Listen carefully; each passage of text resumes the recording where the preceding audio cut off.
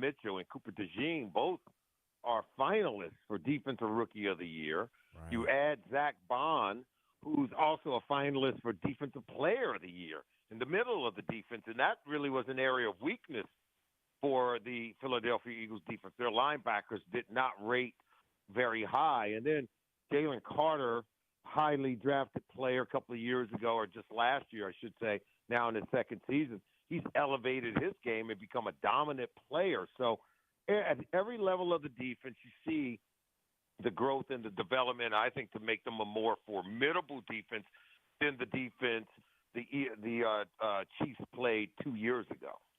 Solomon, that we got to wait an entire week to see what happens, or less than a week now, which is actually nice. We whittled it down from 2 weeks. We still got a lot of news in the NFL. We have Myles Garrett, who is asking out of Cleveland. We have Cooper Kupp, who's been told, we don't want you here in Los Angeles. What do you think is going to be the outcome for both of these individuals? Well, give me the individuals again. You're talking about Myles Garrett and Cooper Kupp, correct? Yes, sir. Yeah, I think Myles Garrett has kind of pushed his chips to the center of the table. I have been having this conversation with several people on air on my SiriusXM NFL radio show on the opening drive, because I thought Myles Garrett could really help the Cleveland Browns. By trading him, you could recoup a lot of what has been lost in the gamble that took place trying to acquire Deshaun Watson. A lot of money spent, a lot of draft picks used, very little production.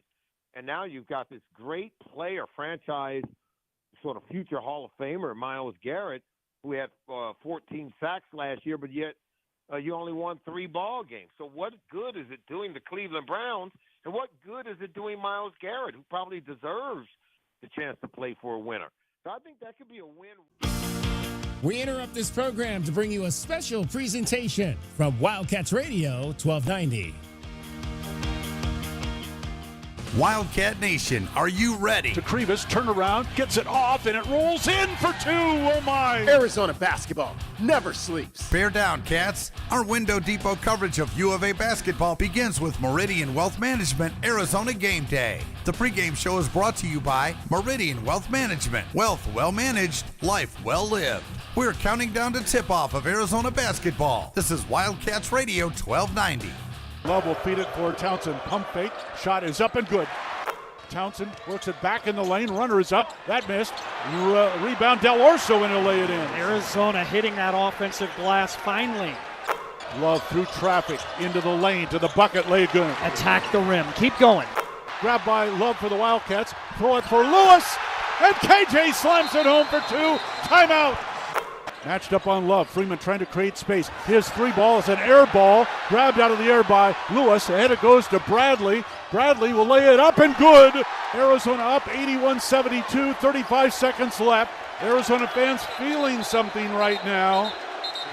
This game's not over yet. So Double technical foul coming. One on Caleb Love, one on Freeman, and they just threw out Caleb Love.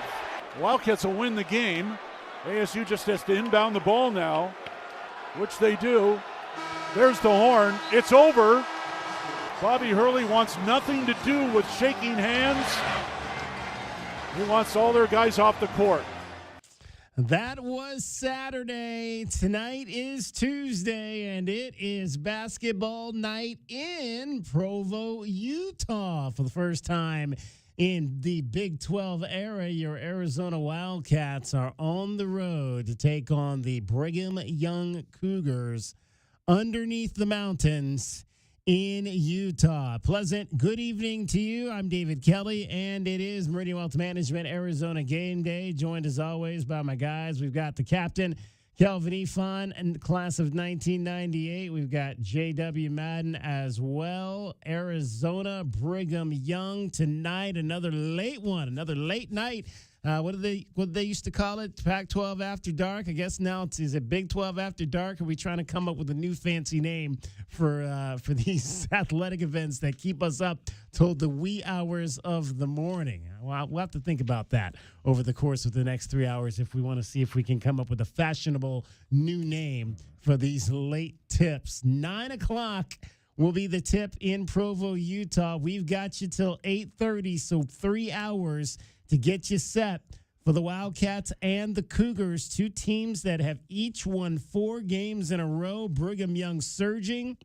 It's going to be a wild house at what is known as the Marriott Center as we begin the second half of the Big 12 Conference. Let's cue you in on what we've got in store for you over the course of those 3 hours. Let's take a look at the Right Way Rundown and see what's coming up on our pregame show. Brought to you by Right Way Heating, Cooling, and Plumbing. Do things the right way. All right, we'll take a look back at the 81-72 win on Saturday in Tempe over the Arizona State Sun Devils, both the basketball side and the extracurricular side of that particular ball game. We'll take our first look at the BYU Cougars, and our first look at the game, as always, is brought to you by the Window Depot. We'll shine a spotlight on one of your cats. How about Henry Vasar, who put together another solid second half as Arizona pulled away to win by 9 against their rivals. We'll check your college basketball scoreboard. A game involving a pair of ranked teams last night pretty much tells you all you need to know about how quickly things can turn in this conference. Your scouting report, Greg Wrubell, the broadcaster for BYU, will join us. Who'll be that Cougar that gets underneath the Wildcats' skin? We'll let you know who we think your pest of the game will be. Brought to you, as always, by University Termite and Pest Control. 81-72, Arizona over Arizona State. 5th straight year the Wildcats have won in Tempe. Let's start on the basketball side of how this thing went down over the weekend. And Jaden Bradley, you've heard the term that Tommy Lloyd laid out earlier in the season, TTE, calls it TTE, total team effort. And Jaden Bradley said that is exactly what happened Saturday in Tempe. I feel like, everybody that got in contributed. CB made some big-time shots. Conrad, when we were in foul trouble, Conrad played his game, his shots, defense, and everybody contributed to this win tonight. Absolutely, everybody did, especially another unbelievable game by the Wildcats bench. I mean, they seem to score 30 points every night. You'll take that. Carter Bryant, one of those guys off the bench, bringing the juice. He got into some foul trouble early, some slap fouls maybe that were likely unnecessary, but played through that to put up another solid effort for Arizona. Carter's he's a young player still learning. I think he controls some of those fouls more than he probably knows, and he probably just got to be a little smarter, a little more disciplined, but hopefully that comes with some experience. And, again, a young man that can knock down the three-point shot, had 10 rebounds in the ball game, 10 points, 10 rebounds, a double-double. He was our Window Depot glass cleaner of the game for that 10-rebound performance. Caleb Love just loving what he's seeing from his freshman big.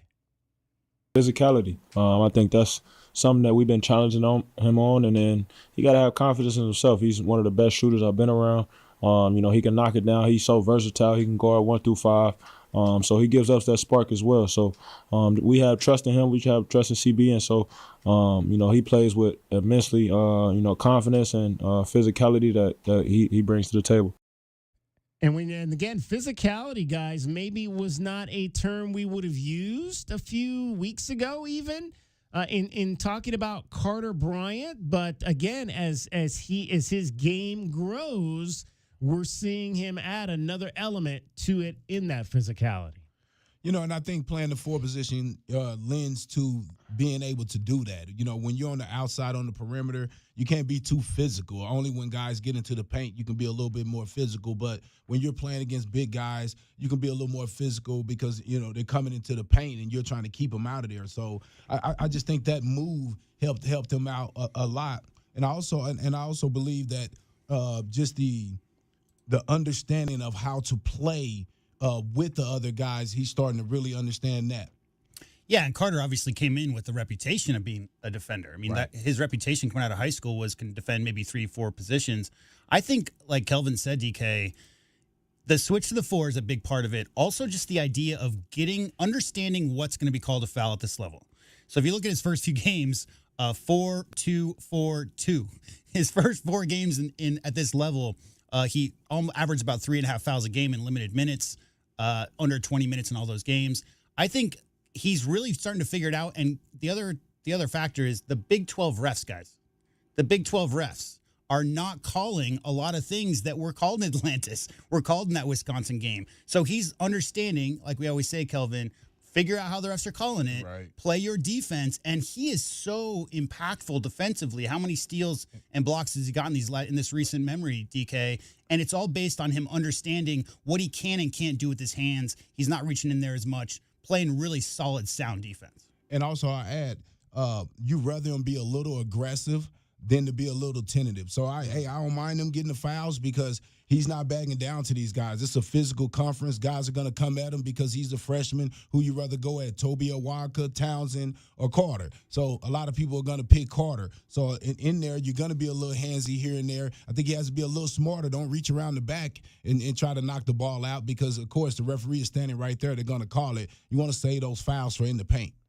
And another guy that obviously performed at a high level in Tempe was one Caleb Love. Really, it was a great week for Caleb Love. He averaged 25 points. He is the Big 12 Conference Player of the Week. Stepped up when this team needed him to win a couple of big ball games to finish out the first half. The Wildcats at 9-1. Caleb just embracing every opportunity that he has to go out and play with his guys. Just embracing it with my teammates. I think that's the biggest thing.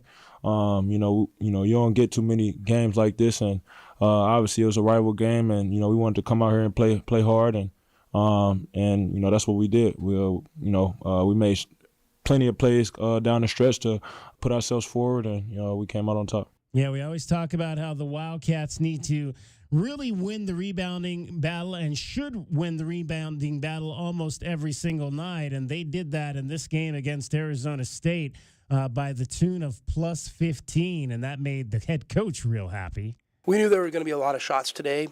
A lot of threes taken by them, we thought, so we were trying to hope we could chase down some of those longer rebounds. And then, for us, we really want to make a concerted effort to get the offensive glass, especially if we were going to get penetration. We felt like they were going to come over and try to block our shots. So, we wanted to make sure we had guys available on that weak side glass, in case we missed when the shot was contested. Yeah, and again, the defensive end of the floor was also extremely huge for the Arizona Wildcats. Jaden Bradley talking about how the team really turned it up defensively in the second half. Shout out TJ, for the great scout. They were hitting shots, so we had to make some adjustments on their bigs, and guards gave us some problems. So we went some 2 coverage, some 0 coverage, threw a lot of things at them. What's the challenge defensively when you have a team that shoots 34 threes and it's pretty much willing to shoot from wherever they are on the court? Just contest them and, hope they miss it, and let's get the rebound and run. Now, 34 threes is what the ASU Sun Devils shot, and I don't know that BYU, they might get to that number today. This is a team also that likes to shoot three-pointers, and they make a whole lot of them as well. You heard him kind of mention their 2-and-2 coverage, I think he said was the term he used there. Guys, kind of break that down and what he's talking about in terms of what they were throwing at ASU defensively. Well, he said 2 and 0. When I first was thinking of it, I was like, that sounds like cover 2 and cover 0 in football. Right. And so in basketball, that just must be a term that coach has for whatever defensive set that they're running, because I don't know, and I'm sure he don't want everybody to know exactly what it is, what those coverages are, because I've really only seen them run man. In that game, so I'm not sure. But more than likely is sagging man, or is overplaying man. It's something like that where he's adjusting, where his guys are helping that or where they're denying that. We look at this ball game obviously on Saturday as well, and just the numbers you got in terms of 9 steals, 8 block shots from the Wildcats in that ball game. They went to the line 22 times and they made 21. Those are numbers that make head coaches like Tommy Lloyd very happy. And obviously, those are great hustle stats. And obviously, you want to be efficient at the free throw line. I thought, we did a better job in the second half of just, we didn't obviously start good, but I think we pinned a few fouls on them, and we were able to kind of get in the bonus a little bit earlier. I don't know if that, got us as many free throws as I hoped it would have, because we wanted to keep attacking off the dribble. And but, hey, these games get physical, and it's tough for refs to make every call. And with the 21 of 22 performance at ASU, the Wildcats' free throw percentage as a team now up to 76.4% on the season. Right now, if the season ended today, that would be the fourth best free throw shooting percentage in program history. That is what allows you to win a lot of games down the stretch when you can make those shots from the charity stripe. Yeah, no, it's tough because when you're up, who do they foul? Especially when you have the guards shooting so well. They have the ball at the end of the games. I mean, and you look at it, what is it, 18 for 18? They were 18 for 18, and yeah. I mean, hey, and your best free throw shooter in Delhi wasn't even out there. I mean, so that right there is discouraging when you're a team and you're like, man, if we get down, we can't even foul these guys and get back into the game and play the miss one or miss two game. So, yeah, that's discouraging when you look at it, when you see a team in their guards. I mean, want the ball in the situation because you got to want the ball first. Want the ball and then strong enough with the basketball in this conference because they'll let them foul you a few times before they call it. So strong enough with the ball that they'll take the foul and be able to go up to the line and knock down the free throw line. That one thing about, I want to say this too, KJ Lewis, to me, makes me optimistic that he's going to turn out to be a good shooter one day. Because the way he shoots free throws, he shoot them at a very high, ain't he like 86%? Yep. Right, he shoot them at a very high clip. And once he realized whatever form that he has in finishing that shot and he had the legs and the game speed to it, I think he's going to be a good three-point shooter as well. His mid-range jumper is okay. It's tough because, one of the hardest decisions a coach has to make is your closing lineup. And a lot of that decision-making, guys, has to do with who can knock down free throws. And when you look at the lineups, I mean, maybe Anthony Doroso might not be out there if you're going to go with the defense-first lineup. He's their best free throw shooter. But, guys, Caleb Love, KJ Lewis are both above 85%. Jaden Bradley shooting at 80%, and Trey Townsend is also shooting 80%. So, basically, Kelvin, your closing lineup you can put out there on the court, maybe outside of Tobe Awaka, if you're out there for offensive, defensive rebounding purposes, all those guys can close at the free throw line. So that's a great luxury for Coach Lloyd. This year, he doesn't really have to make any of those tough decisions. The five guys he wants at the end of the game out on the court, all those guys can knock down free throw shots. All right, it is Meridian Wealth Management Arizona Game Day. It is the Wildcats and the Brigham Young Cougars up in Provo. Wildcats and BYU tip-off is straight ahead coming up at 9 o'clock. We've got you till 8:30. Much more is coming up straight ahead. We'll take our first look at the BYU Cougars in our next segment, along with Kelvin Ifan and JW Madden. My name is David Kelly. You're listening to Wildcats Radio 1290. Our Window Depot coverage of Arizona basketball is just getting started. This is Meridian Wealth Management Arizona Game Day. Hour one of the pregame show is brought to you by Desert Diamond Casinos, First Chiropractic, Jack Furrier Tire and Auto Care, Picture Rocks Cooling, Heating and Plumbing, Restaurant Supply Store, Royal GMC Buick and Cadillac, Royal Kia, Royal Jaguar Land Rover, the Postal Results Team with Keller Williams, Southern Arizona, the Window Depot, and by Meridian Wealth Management, wealth well managed, life well lived.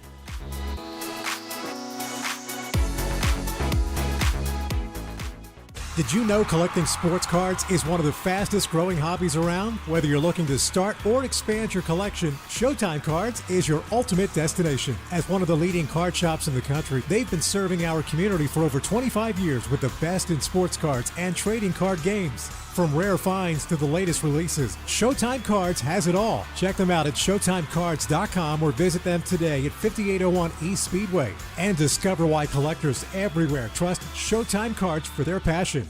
Think of waking up with energy, standing tall and feeling free.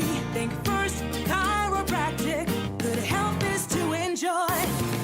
First Chiropractic is pleased to announce that Access Health Plans now cover chiropractic care. A referral by your PCP is required. For more information, go to firstchiro.com, the most trusted name in chiropractic care. A proud U of A radio sponsor. First Chiropractic, good health is to enjoy. If you're feeling overwhelmed by the thought of a home remodel, don't stress. The Window Depot is here to help. At the Window Depot, we're your one-stop warehouse for everything you need for your next remodel. Windows? Check. Doors? Got it. Cabinets, countertops, and everything in between? You'll find it all here at the lowest prices. Whether it's a kitchen, bathroom, or whole home makeover, our experienced designers are ready to bring your dream home to life, all at unbeatable prices. Find a location near you or shop online at thewindowdepot.com. The Window Depot, more than a window store. Does it feel like the price of everything is going up, up, up? We can't control the price of gas or groceries, but at Royal Kia, we never add market adjustments, even while other dealers add fees because inventory is limited. At Royal Kia, you can rest assured you won't pay market adjustments, and we stand by our transparent online pricing. Royal Kia, the dealership that's different. OAC plus tax, title, license, dealer installed options, and $529 doc fee. Royal Kia, Speedway in Columbus or royalkia.com. Do you trust those in charge of your financial future? Trust is founded on 3 core principles: competence, honesty, and benevolence. Those making decisions about your financial future should always place your best interest ahead of their own. I'm Natalie Fernandez-Lee, and at Meridian Wealth Management, fostering trusted relationships with our clients is our top priority. Call us at 719-1433 or visit meridianwealthllc.com to learn more today. Advisory services provided by Meridian Wealth Management, a registered investment advisor. Accidents cause hassles as big as the Grand Canyon. So we're hitting the road to spread the word about the bird. The Eagle at Goldberg and Osborne. Freeway fiasco in Flagstaff. Hurt in Havasu. Totaled in Tucson. No worries. The Eagle has offices across the state. From Kingman to Sierra Vista, where they fight hard to get you more. So relax and ride on. Because the bird is the word. Visit Goldberg and Osborne at 1-800-THEEAGLE.com. Right Way Heating, Cooling, and Plumbing is the ultimate team when it comes to your home's comfort. Thinking about replacing your heating and air system? It's February at Right Way. These are some of the slowest months of the year. We have equipment in stock and our crews are available. And we're including an 80% furnace absolutely free with the purchase of an air conditioning system. And if that's not enough, we're offering 60 months no interest financing, tax credits up to $2,600, energy efficiency rebates, and 10-year parts and labor warranty. Call or text 520-200-2422 today or visit rightwayac.com. Quick, she's over here. I don't know. I just found her like this. Yeah, she's banged up, but she'll be fine. Oh, thank God. What can I do? Just need the keys. And, sir? Yeah? Your car's gonna be fine. Thank you. Mobile detailing from Recon Auto Detailing. Tired of wear and tear on your vehicle or just tired of cleaning it yourself? We'll come to you. Book with us online and see why we have over 1,100 5-star reviews. Recon Auto Detailing. ReconDetail.com. Our Window Depot coverage of U of A basketball continues. This is the Meridian Wealth Management Arizona Game Day pregame show on Wildcats Radio 1290. Now, back to your hosts, David Kelly, the captain Kelvin Yvonne, and J.W. Madden. High off the rim, no good. Rebound, Vasar to Love. Wide open three is up and good for Caleb Love. Offensive rebounding for Arizona. Huge second chance opportunity there. Time now to take our first look at today's Arizona Wildcats men's basketball game. The first look of the game is brought to you by Window Depot. Lowest prices, biggest inventory. Shop thewindowdepot.com. All right, second half. Here we go. Halftime is over. Time to get the final part of this Big 12 schedule underway. 20 games. Everybody is through 10. 2 teams are at the top, tied at 9-1. Your Arizona Wildcats are one of those teams. They are back in the national rankings this week at number 20, having won 4 games in a row. And they are tied with the Houston Cougars, who fell for the first time over the weekend. Houston 9-1, Arizona 9-1. 1 game back is Texas Tech. They'll be here tonight. They've got a big game tonight against Baylor. in state. 7-4, there are 2 teams. So actually 2 teams have played 11 games already because Iowa State and Kansas played last night to begin the second half. And Kansas knocked off Iowa State by double digits at home. So, guys, this conference, this week alone, has shown you how this thing can flip on its hat very quickly. Because a week ago right now, Iowa State came in here at 7-1. And now they're sitting at 7-4, having lost 3 games in 1 week. That's how quickly this conference can turn. That's why 9-1 is nice. But I don't know how comfortable you want to be feeling, especially, guys, how we've talked about the second half of this schedule is going to be much more difficult for this Arizona Wildcats basketball team.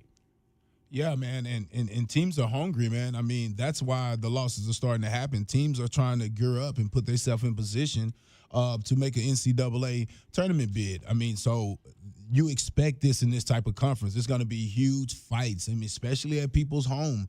They have to get that win at home to make sure they solidify that opportunity. And then positioning just for the Big 12 tournament. That tournament is going to matter as far as seedings go, as going into the tournament. So I just think that this is how it's going to be. And I'm excited to see going down the second half of this stretch because it's going to be the real thing I'm excited to see is how do we come back possibly from one of those losses, because that's where you tell, what actual team is going to end up in championship position is the ones who able to come back and don't let the 3 and 4 games, cost them. 2 of those points you just made, Kelvin, are so great because, number one, it does depend on who you're playing, but it also depends on when you get them because a lot of times you're looking at the schedule. If a team's coming off a couple of losses or some kind of heartbreaking double overtime game, Kelvin, or maybe they had a mistake in the last couple of minutes, the practices for that team that week are crazy.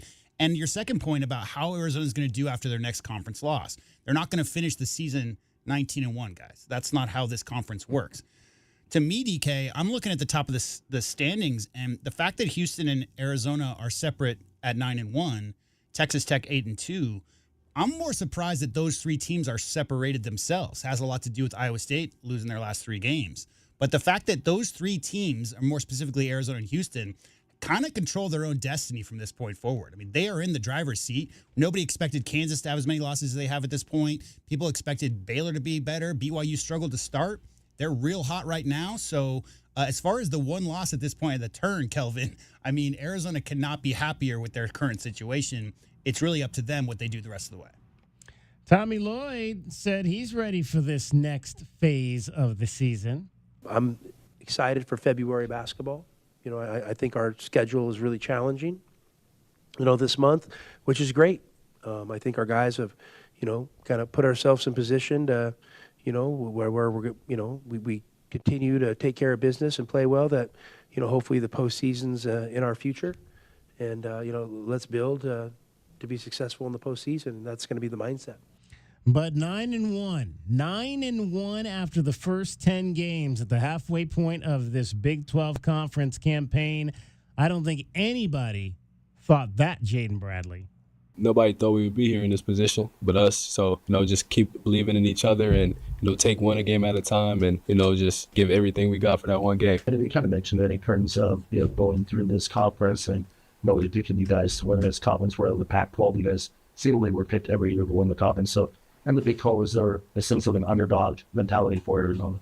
I mean, from the outside looking in, it's probably an underdog, but, we feel like we belong here and, we're competitors. So we want to compete and we want to win at everything we do. So I feel like we just got to keep chopping wood and keep doing that. What were the Wildcats? They were picked, I believe, 5th preseason. Yes. In the Big 12. And again, we knew it was loaded coming in.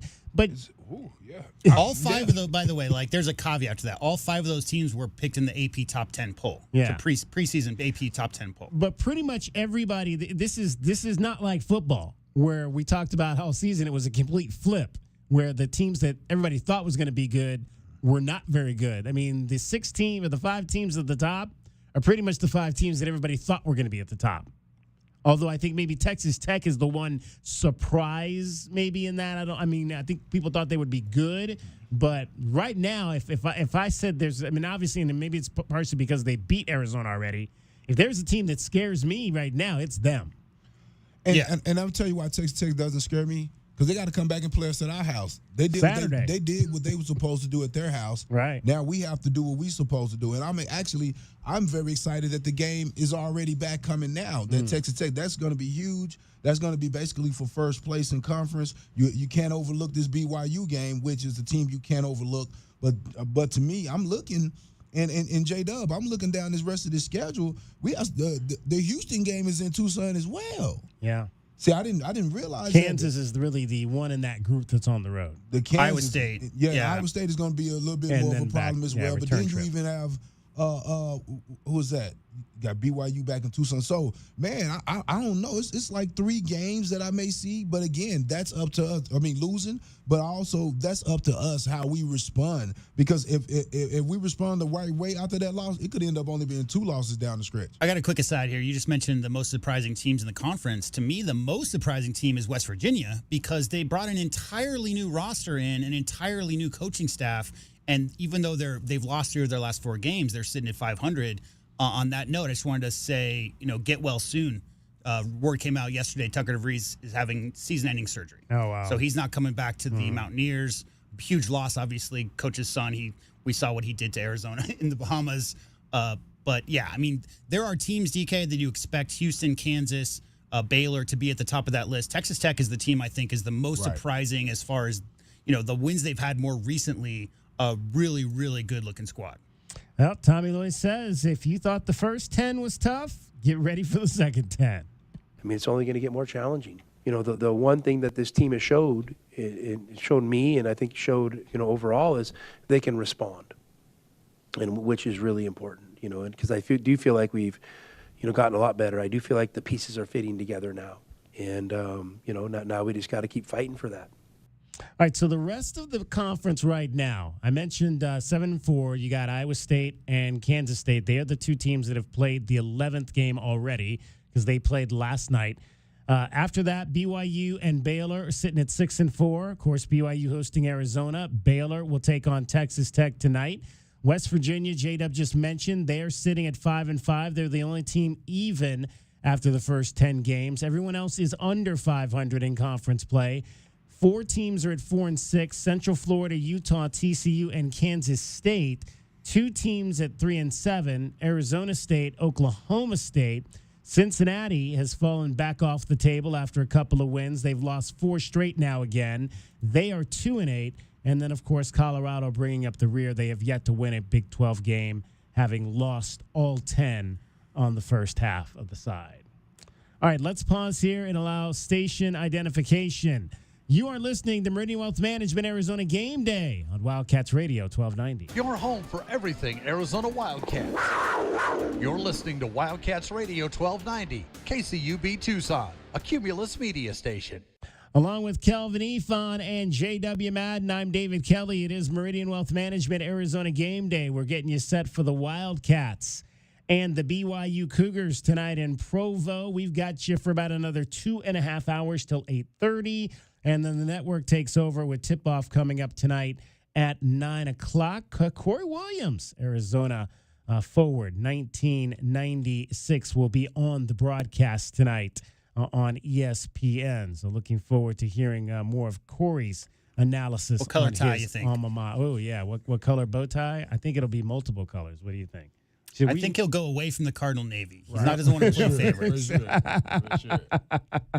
Gold, maybe? You think he'll do maybe a gold tie or something along those lines? Maybe something that kind of pops like gold or green or I think it'll have multiple. I think he'll stay away from blue because that's Okay. both the schools, especially that sky blue or white.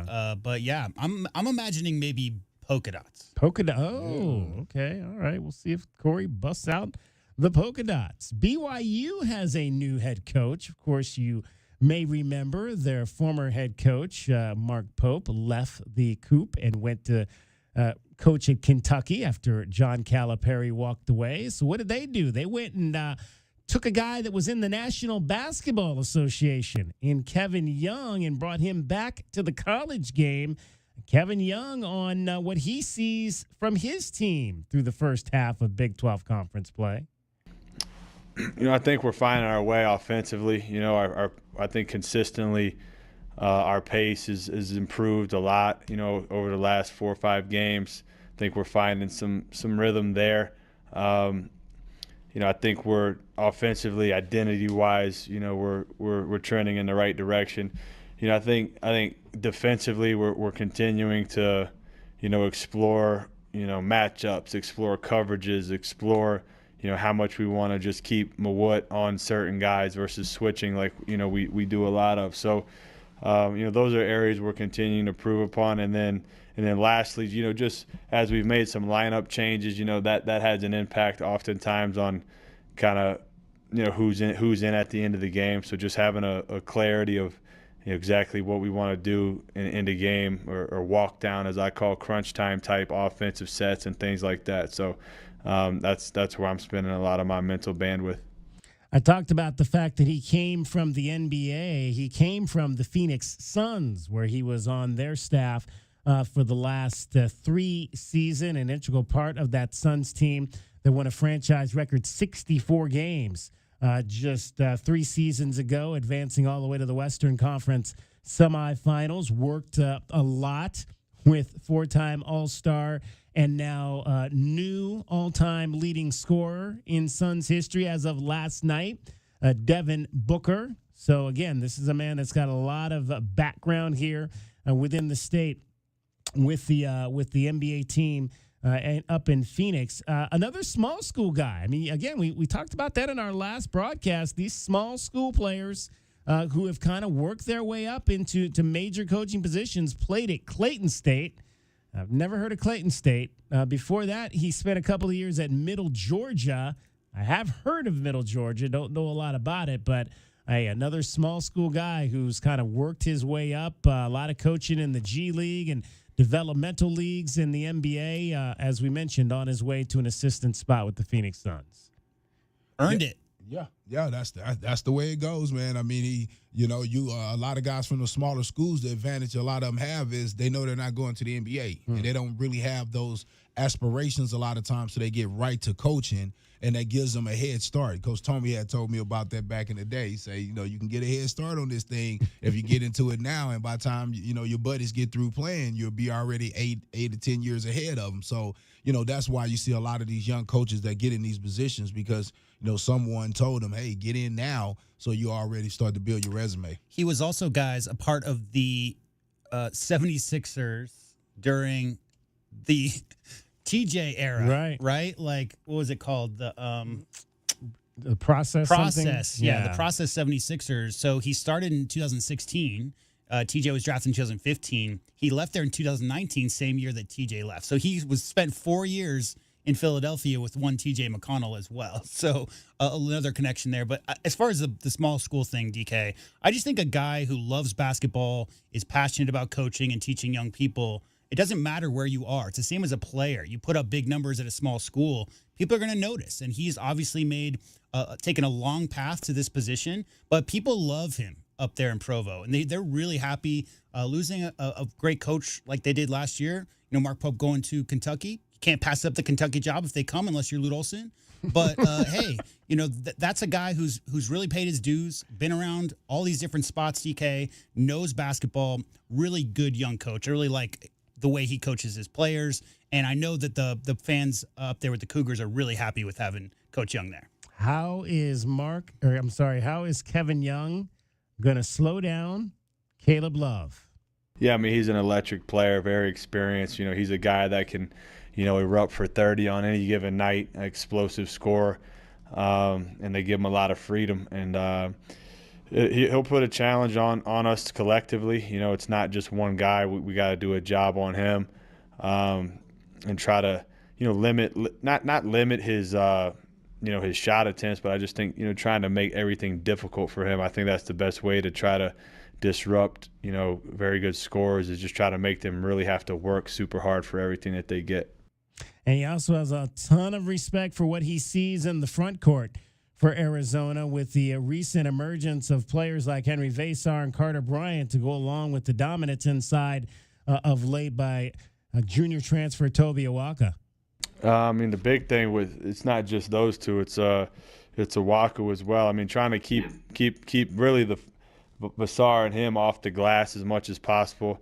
I mean, they do a tremendous job of rebounding. They're both really big, and they run a lot of stuff where they're ducking in at the rim and trying to impose their physicality and their will. So we got to meet the challenge first. I think doing your work early is imperative.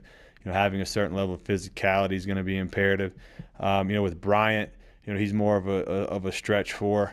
He's playing really well as of late. Trying to neutralize him from three, make him beat you doing something else. Kevin Young, he is the first-year head coach of the BYU Cougars, who are hosting the Wildcats coming up at 9 o'clock in Provo. And that's our first look at today's Arizona Wildcats men's basketball game. The first look at the game is brought to you by Window Depot. Lowest prices and biggest inventory. Shop thewindow.depot.com. And don't forget, Window Depot also sponsors Arizona's top rebounding performance every game. It's the Window Depot Glass Cleaner of the game. Might be the Wildcat with the most rebounds. Might be the U of A star with the most impactful boards. Could be somebody from the other team. We'll tell you the Window Depot Glass Cleaner of the game coming up tonight on the Meridian Wealth Management Arizona Game Day post-game show. Much more straight ahead. You're listening to Wildcats Radio 1290.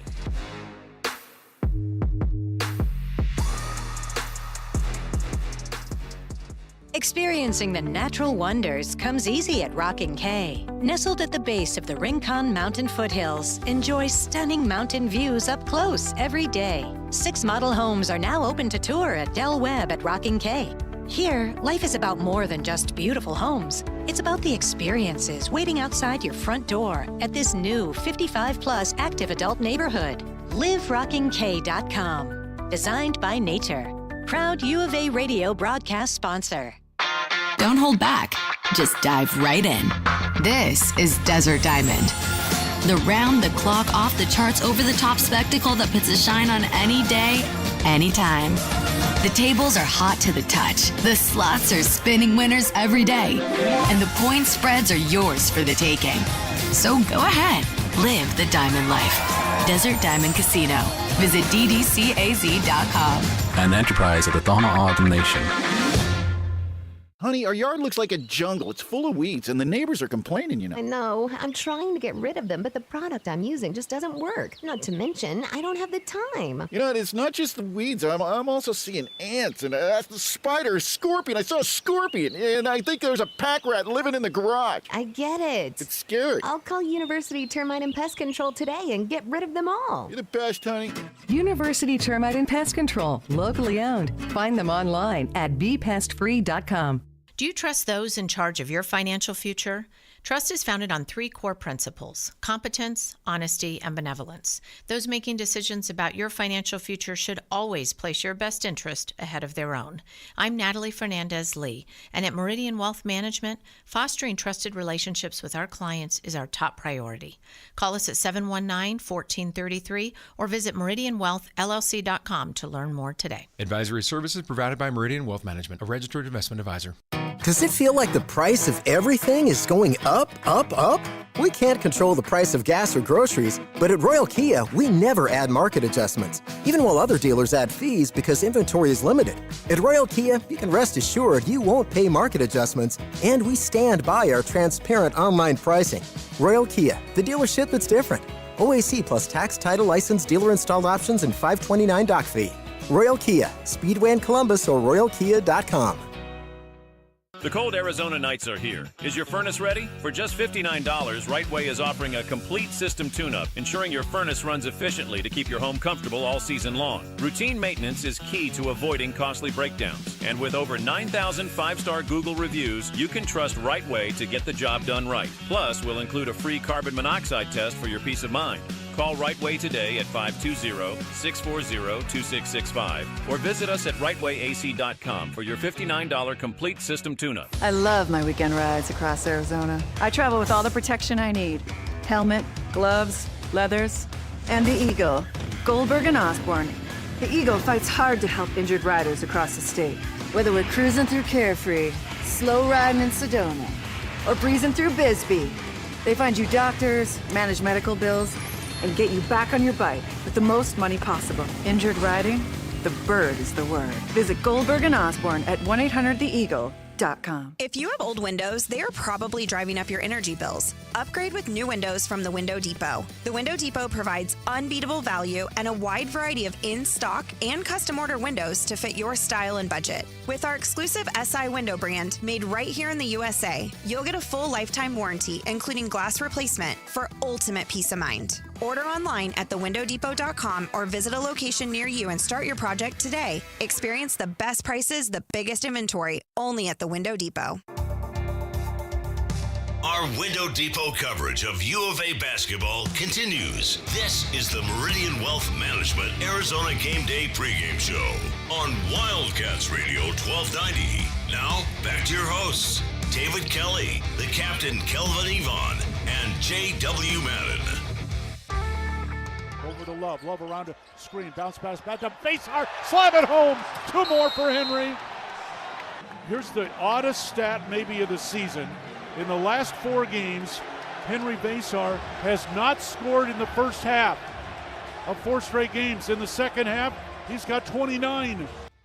What is going on with Henry Vasar in the second half? But I think, again, it goes back to what we talked a little bit about earlier in the show, and then what we've mentioned in terms of what Tommy said about Carter Bryant and guys, especially the bigs, kind of sometimes having to feel these games out a little bit before they really kind of see how it's going to be called and what they can do down low. And, and it's not like the Wildcats have necessarily gotten out to a lot of slow starts in the majority of these games, so it hasn't really hurt them a whole lot that some of these guys like Vasar haven't really gotten going until the second half of these games. That stat's a little misleading because Henry Vasar hasn't scored a point in the first half in the last 5 games. Because the 5th game, 5 games ago, guys, he had 0 points. 0 point. You talk about him being more aggressive more recently, or factoring in how the refs are calling a game. 0 points, 3 fouls in 13 minutes in that loss to Texas Tech. So, Kelvin, I don't know about you, but I just think that young man has so much power and aggression when he's going to the basket, when he's trying to come over and block shots, when he's going up in a rebound in traffic, that it's tough for a young player in the physical Big 12 to figure out to pick your spots. It's really about how smart you are and how timely you are coming off your man to block a shot, how strong you want to go up against other guys to get a rebound. That's, I think, where he was picking up some of his fouls earlier in the season. But as far as his second halves go, I just think he's playing with a ton of confidence. No, I agree. He's playing with more confidence in the second half. And I just think that coach kind of trusts the older guy, Townsend, in the first half a little bit more, especially defensively, I think. I think a lot of time we expected him to come here and be a great offensive player, but I just think his size and his ability to battle with a lot of those guys weaken those guys up a little bit for Vasar going into the second half. They're used to playing against a little more stout guy, and then next thing you know, they're going against a 7-foot long guy that's a little quicker and can shoot 3-pointers from the perimeter. I just think he's more aggressive in the second half, and I also think that he get a few more minutes in the second half than he gets in the first half. I don't know if did you guys see the video? Obviously, when the play he got dunked on by Jaden Quaintance in that game, and then they went down to the other end and there was a foul, and they were standing next to each other on the foul line, and it looked to me like Henry kind of turned to him and said something to him, and Jaden kind of nodded his head, and I was wondering, I was like, did he just say, congratulate the dude for dunking on him? Oh, yeah. I mean, look, here's how it works, is that if you are a shot blocker, you expect to get dunked on. So you might get him 1 out of 3 times. He might get you 1 out of 3 times. The other third, the last one is, a brick or a foul or whatever. But Kelvin, I mean, I think it's pretty common, especially in today's day and age with the AAU. A lot of people are friendly. Someone makes a nice play on you or goes up strong over the top of you. If they're not disrespectfully standing over you after they've dunked on you, good one. I'll get you next time, right? Yeah. I'm talking about this day and age, my true. friend. I'm not talking about back when you played. It was different. No. But this day and age. No, I'm here. It's definitely true, and I kind of was a little surprised there, but as you say, a lot of these guys are friends. Being that he's European, but I just think he just probably was, like, hey, good one, but I will get you on the next one. And it seemed like he was, a little bit more fired up after that. Yeah, and the dunk he had where he kind of like took off and seemed like he just floated through the air about halfway through the lane. I was like, man, he that was pretty. I thought that was another impressive offensive play that he had in that game. The floaty, like, jump from distance, because he's always had good athleticism, and especially for that length he has. If he's taken off from 8 feet out and dunking over people, that doesn't surprise me. What surprised me this year is him getting an offensive rebound, gathering in traffic with a couple guys around him and going up and dunking over the top of them, because that takes a couple of things. Number one, big man, never bring the ball down. Never bring the ball down where a guard can swipe at that thing. And number two, you have to time that, Kelvin, to go up over guys who are trying to, again, block that shot. And Vesar 3 or 4 times this year has gotten an offensive rebound and in traffic gathered and gone up and dunked on people. I'll tell you what's been even more impressive with me from him, in what thing that I can see that he's stronger and being more aggressive. He's catching lobs. Yeah. He's catching lobs, and I think he's our best lob finisher. How about the one right he now. caught with his left hand? What was that, like 5-6 games ago, where he went up and the pass was a foot too long, foot too high, and he caught it with his left hand, gathered back to his right hand? Yeah. That was, crazy. It is crazy. And Caleb Love loves the energy that he's seeing from his sophomore big man. We challenged him early on this year, and he's been stepping up to the plate ever since. He gives us a big spark off the bench. And, when he's playing well, we usually going to come out with a win.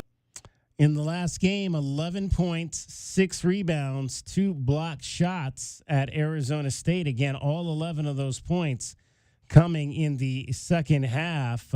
Tommy Lloyd, loving to see that, what he's getting from his big man. Henry, he's done that a number of times. He's responded. I told Henry, it's okay to play like that in the first half. You can do that too, but it just seems like, in the second half, he kind of figures out the game a little bit, and he's kind of able to make plays with his length and his skill. And I thought he did a great job tonight. I think there's a little shell-shocked nature when you pick up some early fouls, Kelvin, like in the first half potentially, and then you only maybe get 13 minutes like that game 5 games ago.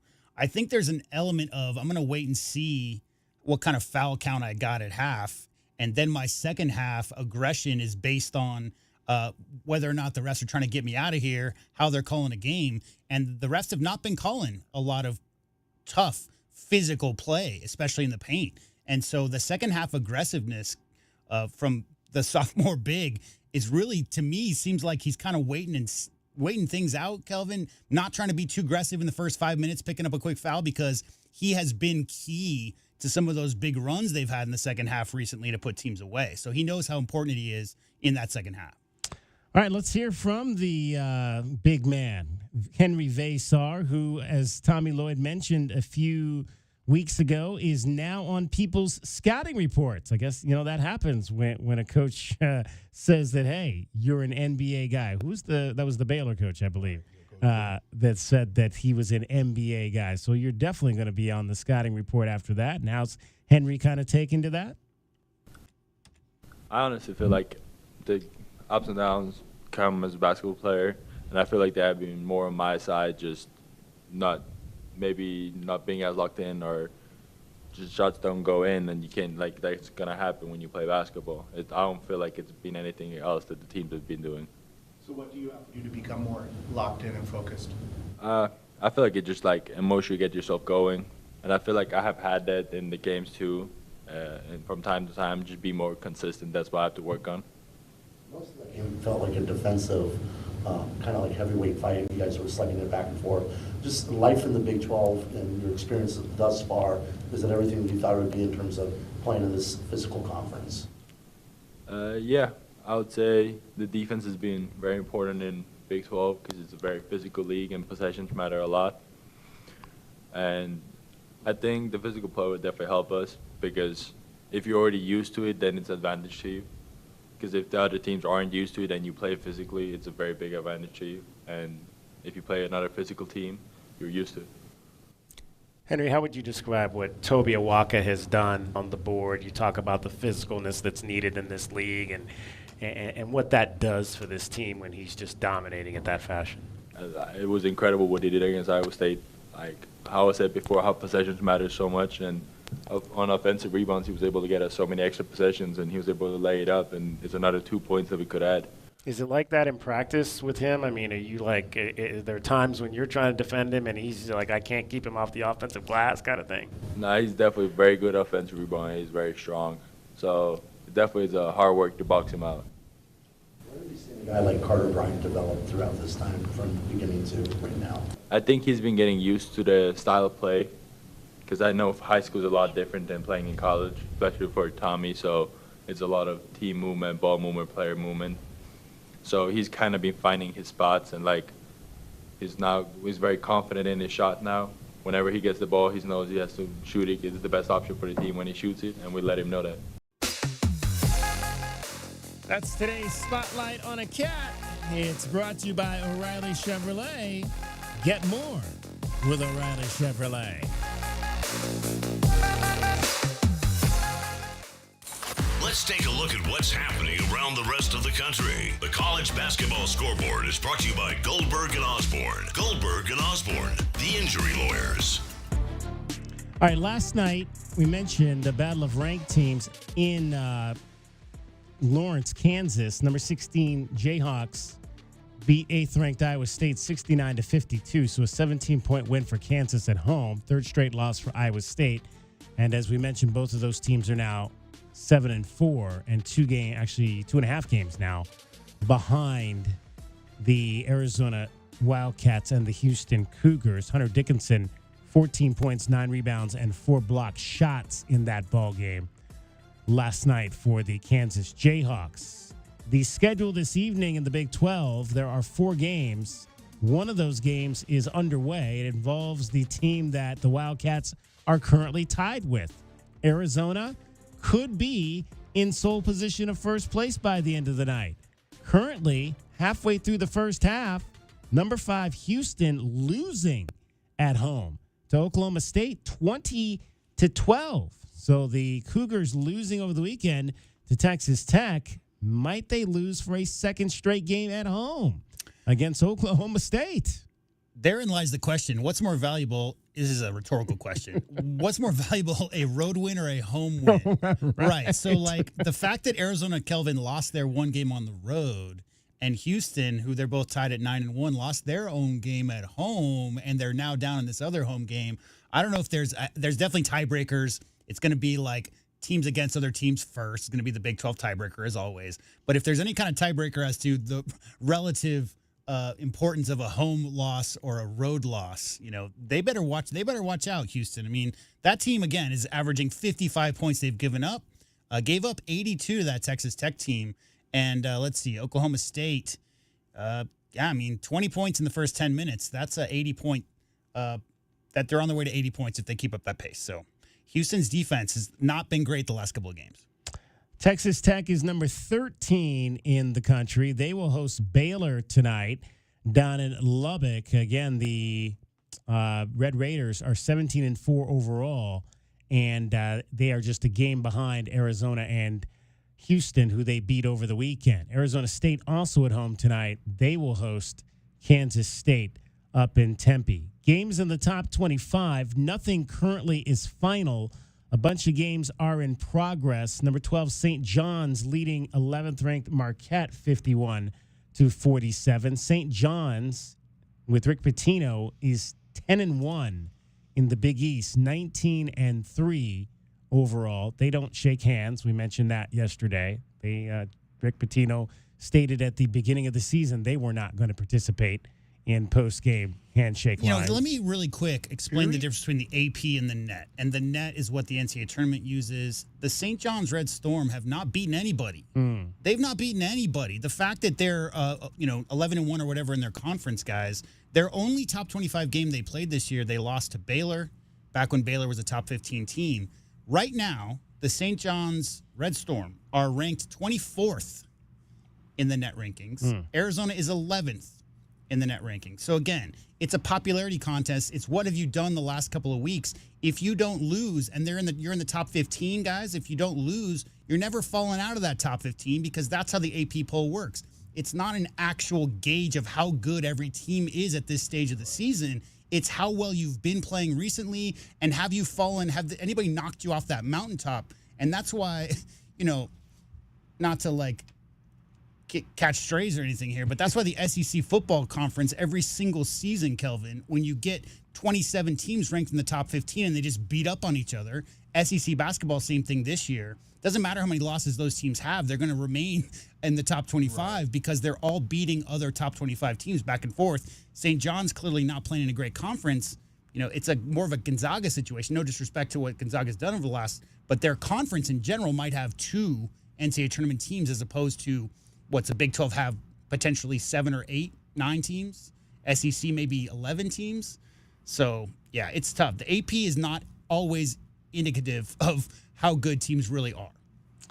And you mentioned the Wildcats are number 11 net ranking. They are also number 12 currently in the Ken Palm rankings heading into tonight's game. Computers like the Cats. They do. They do. Other games in progress. Number 6, Florida leading Vanderbilt 55-52. 7th-ranked Purdue on the road. They're 9-2 in the Big 12, and they lead at Iowa 71-62.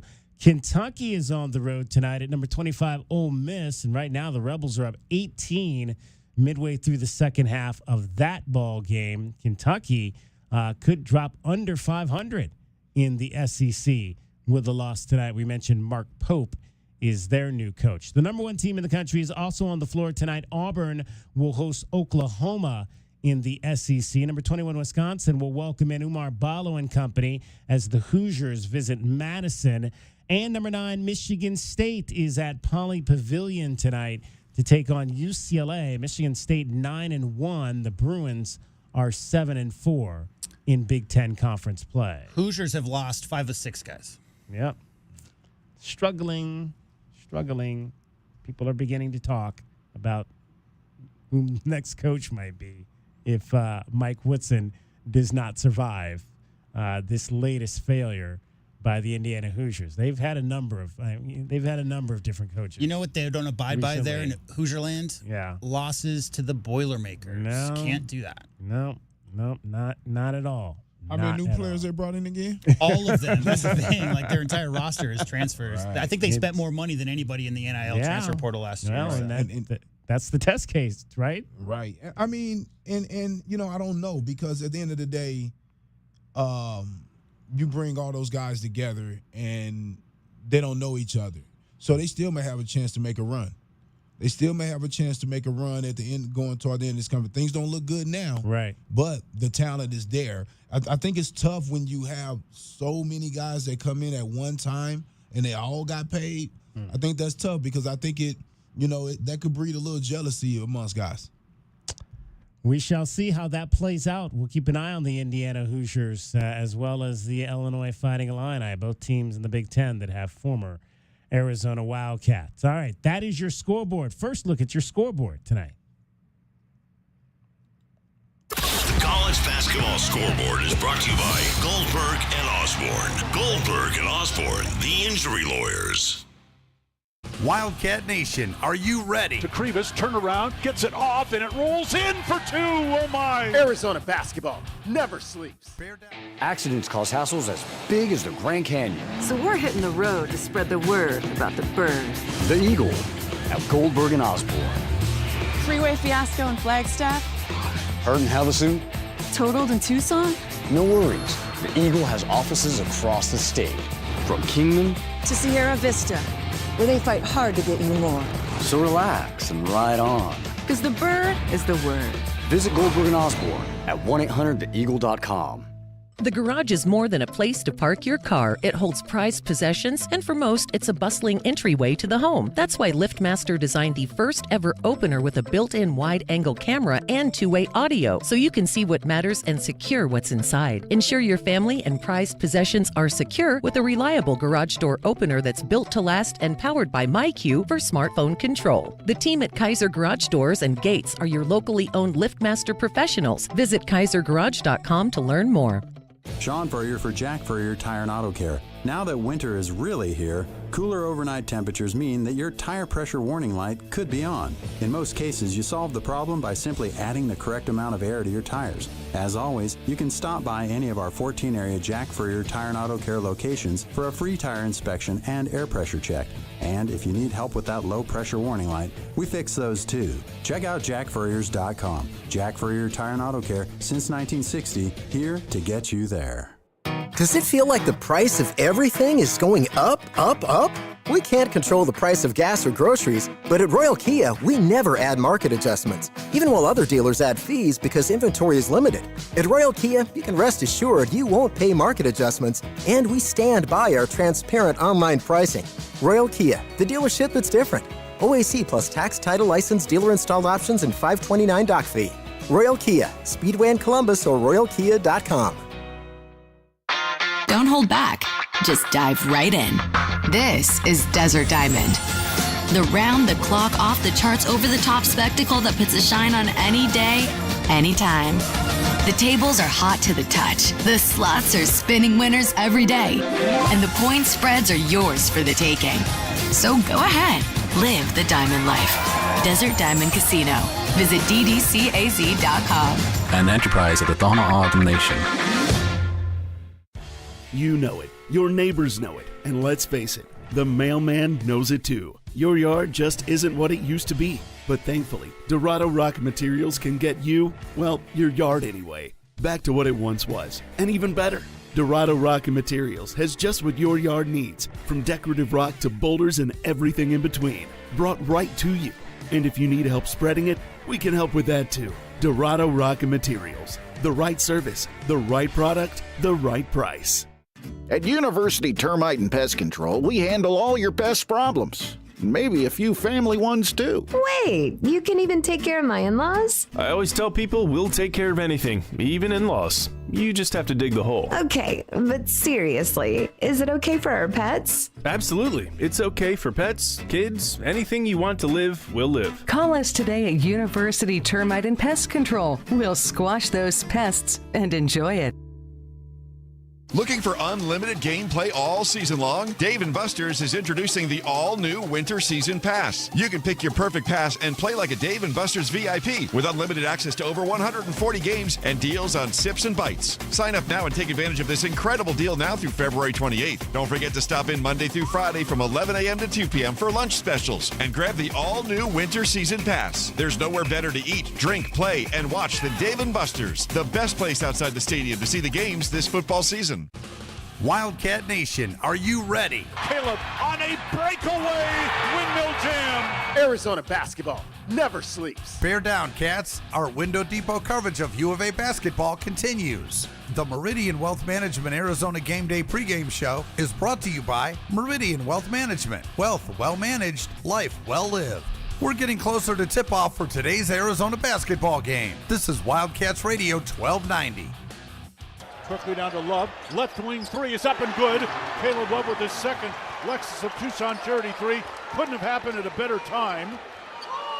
Cats back within two.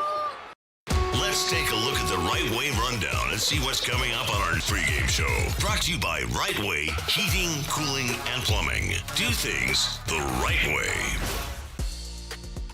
Hour number 2 of our pregame show, we will have coming up for you. Well, we will dive back into what happened, the extracurriculars of Saturday at the end of the game. You'll hear from the Wildcats on all of that. Your scouting report, Greg Wrubell, he is the voice of the BYU Cougars. We will find out a little bit about this team, that it comes in with a 4-game win streak. Best bets from the Desert Diamond Casino Sportsbook. Arizona, the underdog again tonight. U of A plus 3 tonight in Provo. You're over-under 152.5. Jorge Leyva will join us. He is one of the broadcasters on the U of A Spanish Network, and we'll get his thoughts on the Wildcats and he and his partner getting a chance to call the game the other night involving Iowa State. And you'll hear that call coming up just a little bit later.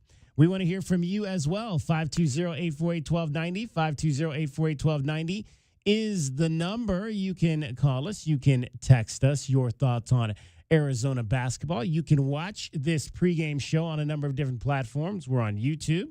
We're on Facebook Live. We're on Twitch. We are also currently streaming on Instagram Live. So hop on Instagram Live and watch the program, as well as you can comment in our Instagram Live comments category there tonight as well. Okay, so there was the J-Dub, can we play what happened at the end before we hear from Caleb and Tommy? Yeah, just give me 1 second. Yeah, we'd like to. So things were chippy up in Tempe, as you can imagine they would be in any rivalry game between these two schools, the Wildcats and ASU. And throughout, Bobby Hurley got an early technical in this game on Saturday, as he tends to do. I think is there a game between U of A and ASU where Bobby Hurley does not get a technical foul? Usually he does. He has to have the highest tech per game average of U of A opponents' coaches. I would think so. Because he had 2 in his very first game ever in McHale. You mentioned that. Yeah, I didn't know it was 2. No, he intentionally got the second. His first trip to McHale as the coach of ASU, he got his first and intentionally got his second. He's like, I don't want to be here anymore. It's like a Hoosiers moment. I remember I got to get out of here. I remember there was also a game at the old when they used to call it Wells Fargo Arena that I was at, and he went storming out of as well. So all right, I got that play for you. It sounded like somebody who played for Coach K. Right? Coach K had a couple of those tactics. Yeah, Coach K was just like that too. All right, let's hear the end of the game again. Bradley will lay it up and good. Arizona up 81-72, 35 seconds left. Sun Devils now need some more quick threes. Pass to Quinn, it's tipped out of bounds. Arizona fans feeling something right now. This game's not over yet. So double technical foul coming. One on Caleb Love, one on Freeman, and they just threw out Caleb Love. All right, so Caleb Love ejected, BJ Freeman ejected. Initially, there was thoughts that maybe there would be suspensions involving these ejections, but none ever came down if they were going to come down from the Big 12 Conference. Caleb Love on what happened after the game. It was just two competitors going at it and, escalated and, the rest made a call. You guys been chattering the whole game, or how did it move to see how? We was competing. That's about it. We was competing. It was a great atmosphere, great game, and we came out on top. It's kind of a soft headbutt, I guess you call it. Or did that hurt? No, it didn't hurt. No. I don't know exactly what he said, but apparently Gurley said something like he thought you guys were classless, talked to this game. Was there anything to that? How do you guys look at it? No, nothing about that. Maybe you guys can mention this.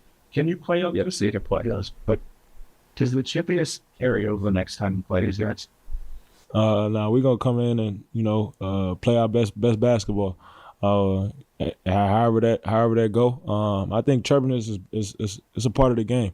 But we're gonna compete. And all our energy is gonna go to Arizona and my teammates. All right, so March 4th, that'll be the next time that they get together here in Tucson. I think lost in a lot of this is how that game actually ended. So about 4 minutes and 20 seconds to go, guys. Arizona had a 3-point lead. And why is that? Because BJ Freeman made a three-pointer to pull Arizona State from within 6-3. Then Bradley made a layup. Quinton's got a couple free throws. Guess who made another jumper? BJ Freeman. Then BJ Freeman hit a 3. He had their final 4 field goals made in that game. The highlight we've played over and over again, which is when the 2 techs were called, that was because Jaden Bradley got a layup, some extracurriculars afterwards, and that's where the techs were called. Right before that layup by JB, you know what happened? BJ Freeman airballed a 3-pointer, Kelvin. Right. So BJ Freeman was trying to get his team back in the game, down 6, makes a 3, makes a jumper, makes another 3. 2:17 to go. He makes a 3 to cut it to 4. Next time down the court, he airballs. Next time down the court, he turns the ball over. So I don't know what was being said, but I'm sure when BJ hit those 2 threes in that jumper down the stretch, Kelvin, he was feeling pretty good about himself and his ability to will his team back into that game. He airballs the 3. Arizona gets a breakout. JB gets a layup, kind of, puts the game slightly out of reach. Let's see. With that layup, it gave them an 81-72, gave them a 9-point lead at that point after an air ball and a turnover from BJ in the last 2 possessions. I just think he got a little bit in the moment, was hoping that three-pointer, that he was feeling himself, was playing really good down the stretch and was willing ASU back into that game. Ball. He was like, give me the ball. I watched him. He was like, give me the ball. But then he airballed and turned it over, and then the extracurriculars happened just after those 2 plays. Yeah, and that's all it was. Frustration spilled over. He understood that they was going to lose that game. It was over with. He should have just walked out. That's one of those times where you just go ahead and walk on to the locker room. You're already feeling it. You're overwhelmed by the situation. If one guy just leave, you don't even notice it. You don't even notice it. But you're frustrated, and so you want to take it out on the guy because the guy is standing there that just hit you for 30. And he's standing there with this smile on his face, right there. That's why it's so important. I tell guys all the time, that's why you celebrate with your teammates, right? Because if he would have went and found a teammate, he wouldn't have been in that situation to where the guy could have even headbutted him. So you always get teachable moments as coaches, and that's an opportunity right there. I don't expect to see any more of this from Caleb, and I expect for him to understand that, have a good time, smile, laugh. You even talk a little trash out there because it goes. That's a part of the game. But at the same time, understand that when you got somebody, you got them. Now the most fun thing to do is shake their hand. You got them. Tommy Lloyd after the game said he did not see Caleb Love get headbutted. I didn't see what had happened, and there obviously was an altercation between Caleb and number 10. Obviously Caleb reacted. Sounds like he got headbutted. I mean, I haven't seen the video, so I don't know one way or another what to say on the event. And obviously, it's disappointing, probably on all sides. And we want to be a program that when the tough things happen, we want to respond with class and and I don't know if we did or didn't, but just a tough moment and in an emotional game. And I got a lot of respect for Bobby in Arizona State, and his guys played their asses off today. I mean, they had some great shots, and and it was a back and forth game, and we kind of were just able to make a run at the right time. Yeah, they did, and closed it out to win for a 5th straight time in Tempe. It was the rivalry from the opening tip. There was energy in the building. Caleb Love felt it for sure. You could sense it at the start of the game. Obviously, it was a lot of chirping and things like that. Fans was into it, and that's what you come to Arizona for. You want to embrace these games. You want to enjoy them, and then you want to obviously compete at a high level. We executed the game plan. Like JB said, we had to throw different coverages at them to throw their rhythm off, and that's exactly what we did. And as we talked about, things got a little bit hot at the end with the double technical fouls and the ejections, and then Bobby Hurley pulling his team off the bench and declining to shake hands after the game. Tommy Lloyd said, hey, this is what the Territorial Cup Series is all about. I mean, I think these games are going to be high emotion games. And, I think what's interesting is, you probably look at these rosters, the percentage of players that are probably from the state is probably not very high, but, you still feel the effort and the energy translate, through the fan bases into this game. And listen, I have no issues with Arizona State or Arizona State people. A lot of them I'm friends with. It's just, hey, you just chose different paths, and I guess for these 2 hours, people pick sides. But other than that, I'm all for the state of Arizona, all around. Like you were saying, especially earlier too, Bobby, it sounded like the players left early and there was no handshake on it. Yeah.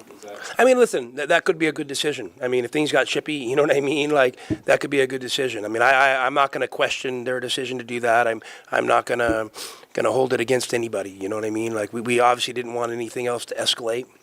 And I totally understand why that was done. Guys, it can also not be overstated that Bobby Hurley is 4-16 versus Arizona. 1-9 in the last 10, and it should be 0-10 if not for a miracle half-court heave in McHale. So, like we said in the postgame the other night, there might have been some chippiness in this game. There might have been some chirpiness, Kelvin, as holdover from ASU fans who are real happy about what happened in the Territorial Cup football game, potentially.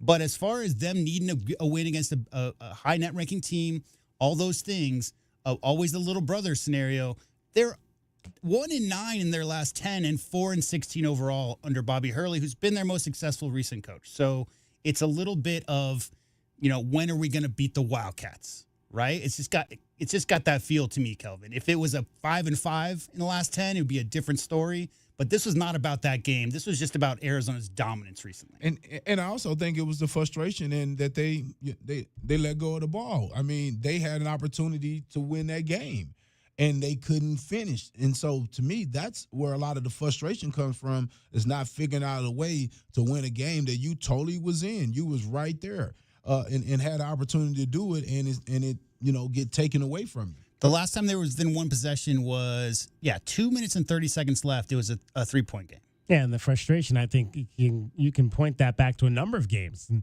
just the week before when they were neck and neck with Iowa State with 6 minutes to go and couldn't close that game out. And, those things keep happening to you week after week.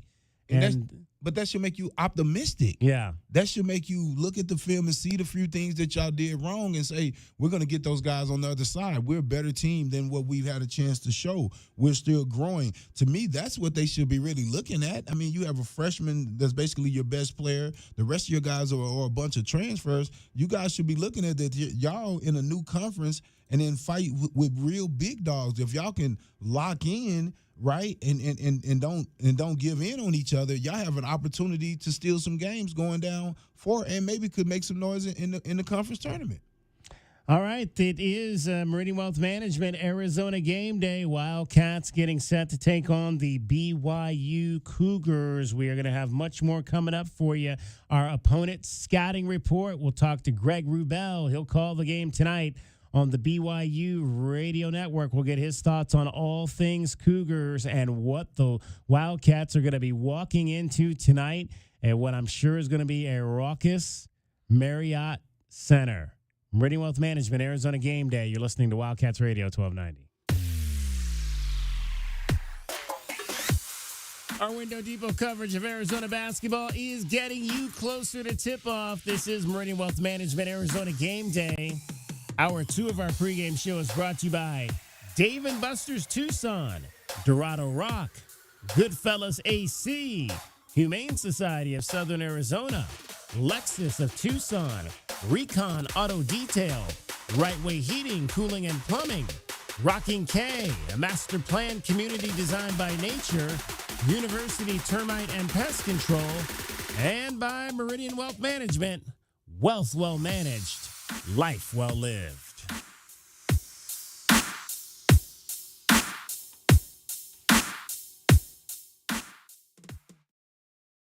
Sean Furrier for Jack Furrier Tire and Auto Care. Now that winter is really here, cooler overnight temperatures mean that your tire pressure warning light could be on. In most cases, you solve the problem by simply adding the correct amount of air to your tires. As always, you can stop by any of our 14-area Jack Furrier Tire and Auto Care locations for a free tire inspection and air pressure check. And if you need help with that low-pressure warning light, we fix those too. Check out jackfurriers.com. Jack Furrier Tire and Auto Care since 1960, here to get you there. Right Way Heating, Cooling, and Plumbing is the ultimate team when it comes to your home's comfort. Thinking about replacing your heating and air system? It's February at Right Way. These are some of the slowest months of the year. We have equipment in stock and our crews are available. And we're including an 80% furnace absolutely free with the purchase of an air conditioning system. And if that's not enough, we're offering 60 months no interest financing, tax credits up to $2,600, energy efficiency rebates, and 10-year parts and labor warranty. Call or text 520-200-2422 today or visit rightwayac.com. Hi, this is Peter Costa, former governor of the New York Stock Exchange and proud member of the Advisory Business Council with Meridian Wealth Management. One thing I've learned over 40 years on the floor is the value of a trusting relationship with your financial advisor. After all, everyone is a genius when the markets are going up, but when they drop, that's when the guidance of a professional is most important. For more information about Meridian, call 719-1433 or visit online at meridianwealthllc.com. Advisory services provided by Meridian Wealth Management, a registered investment advisor.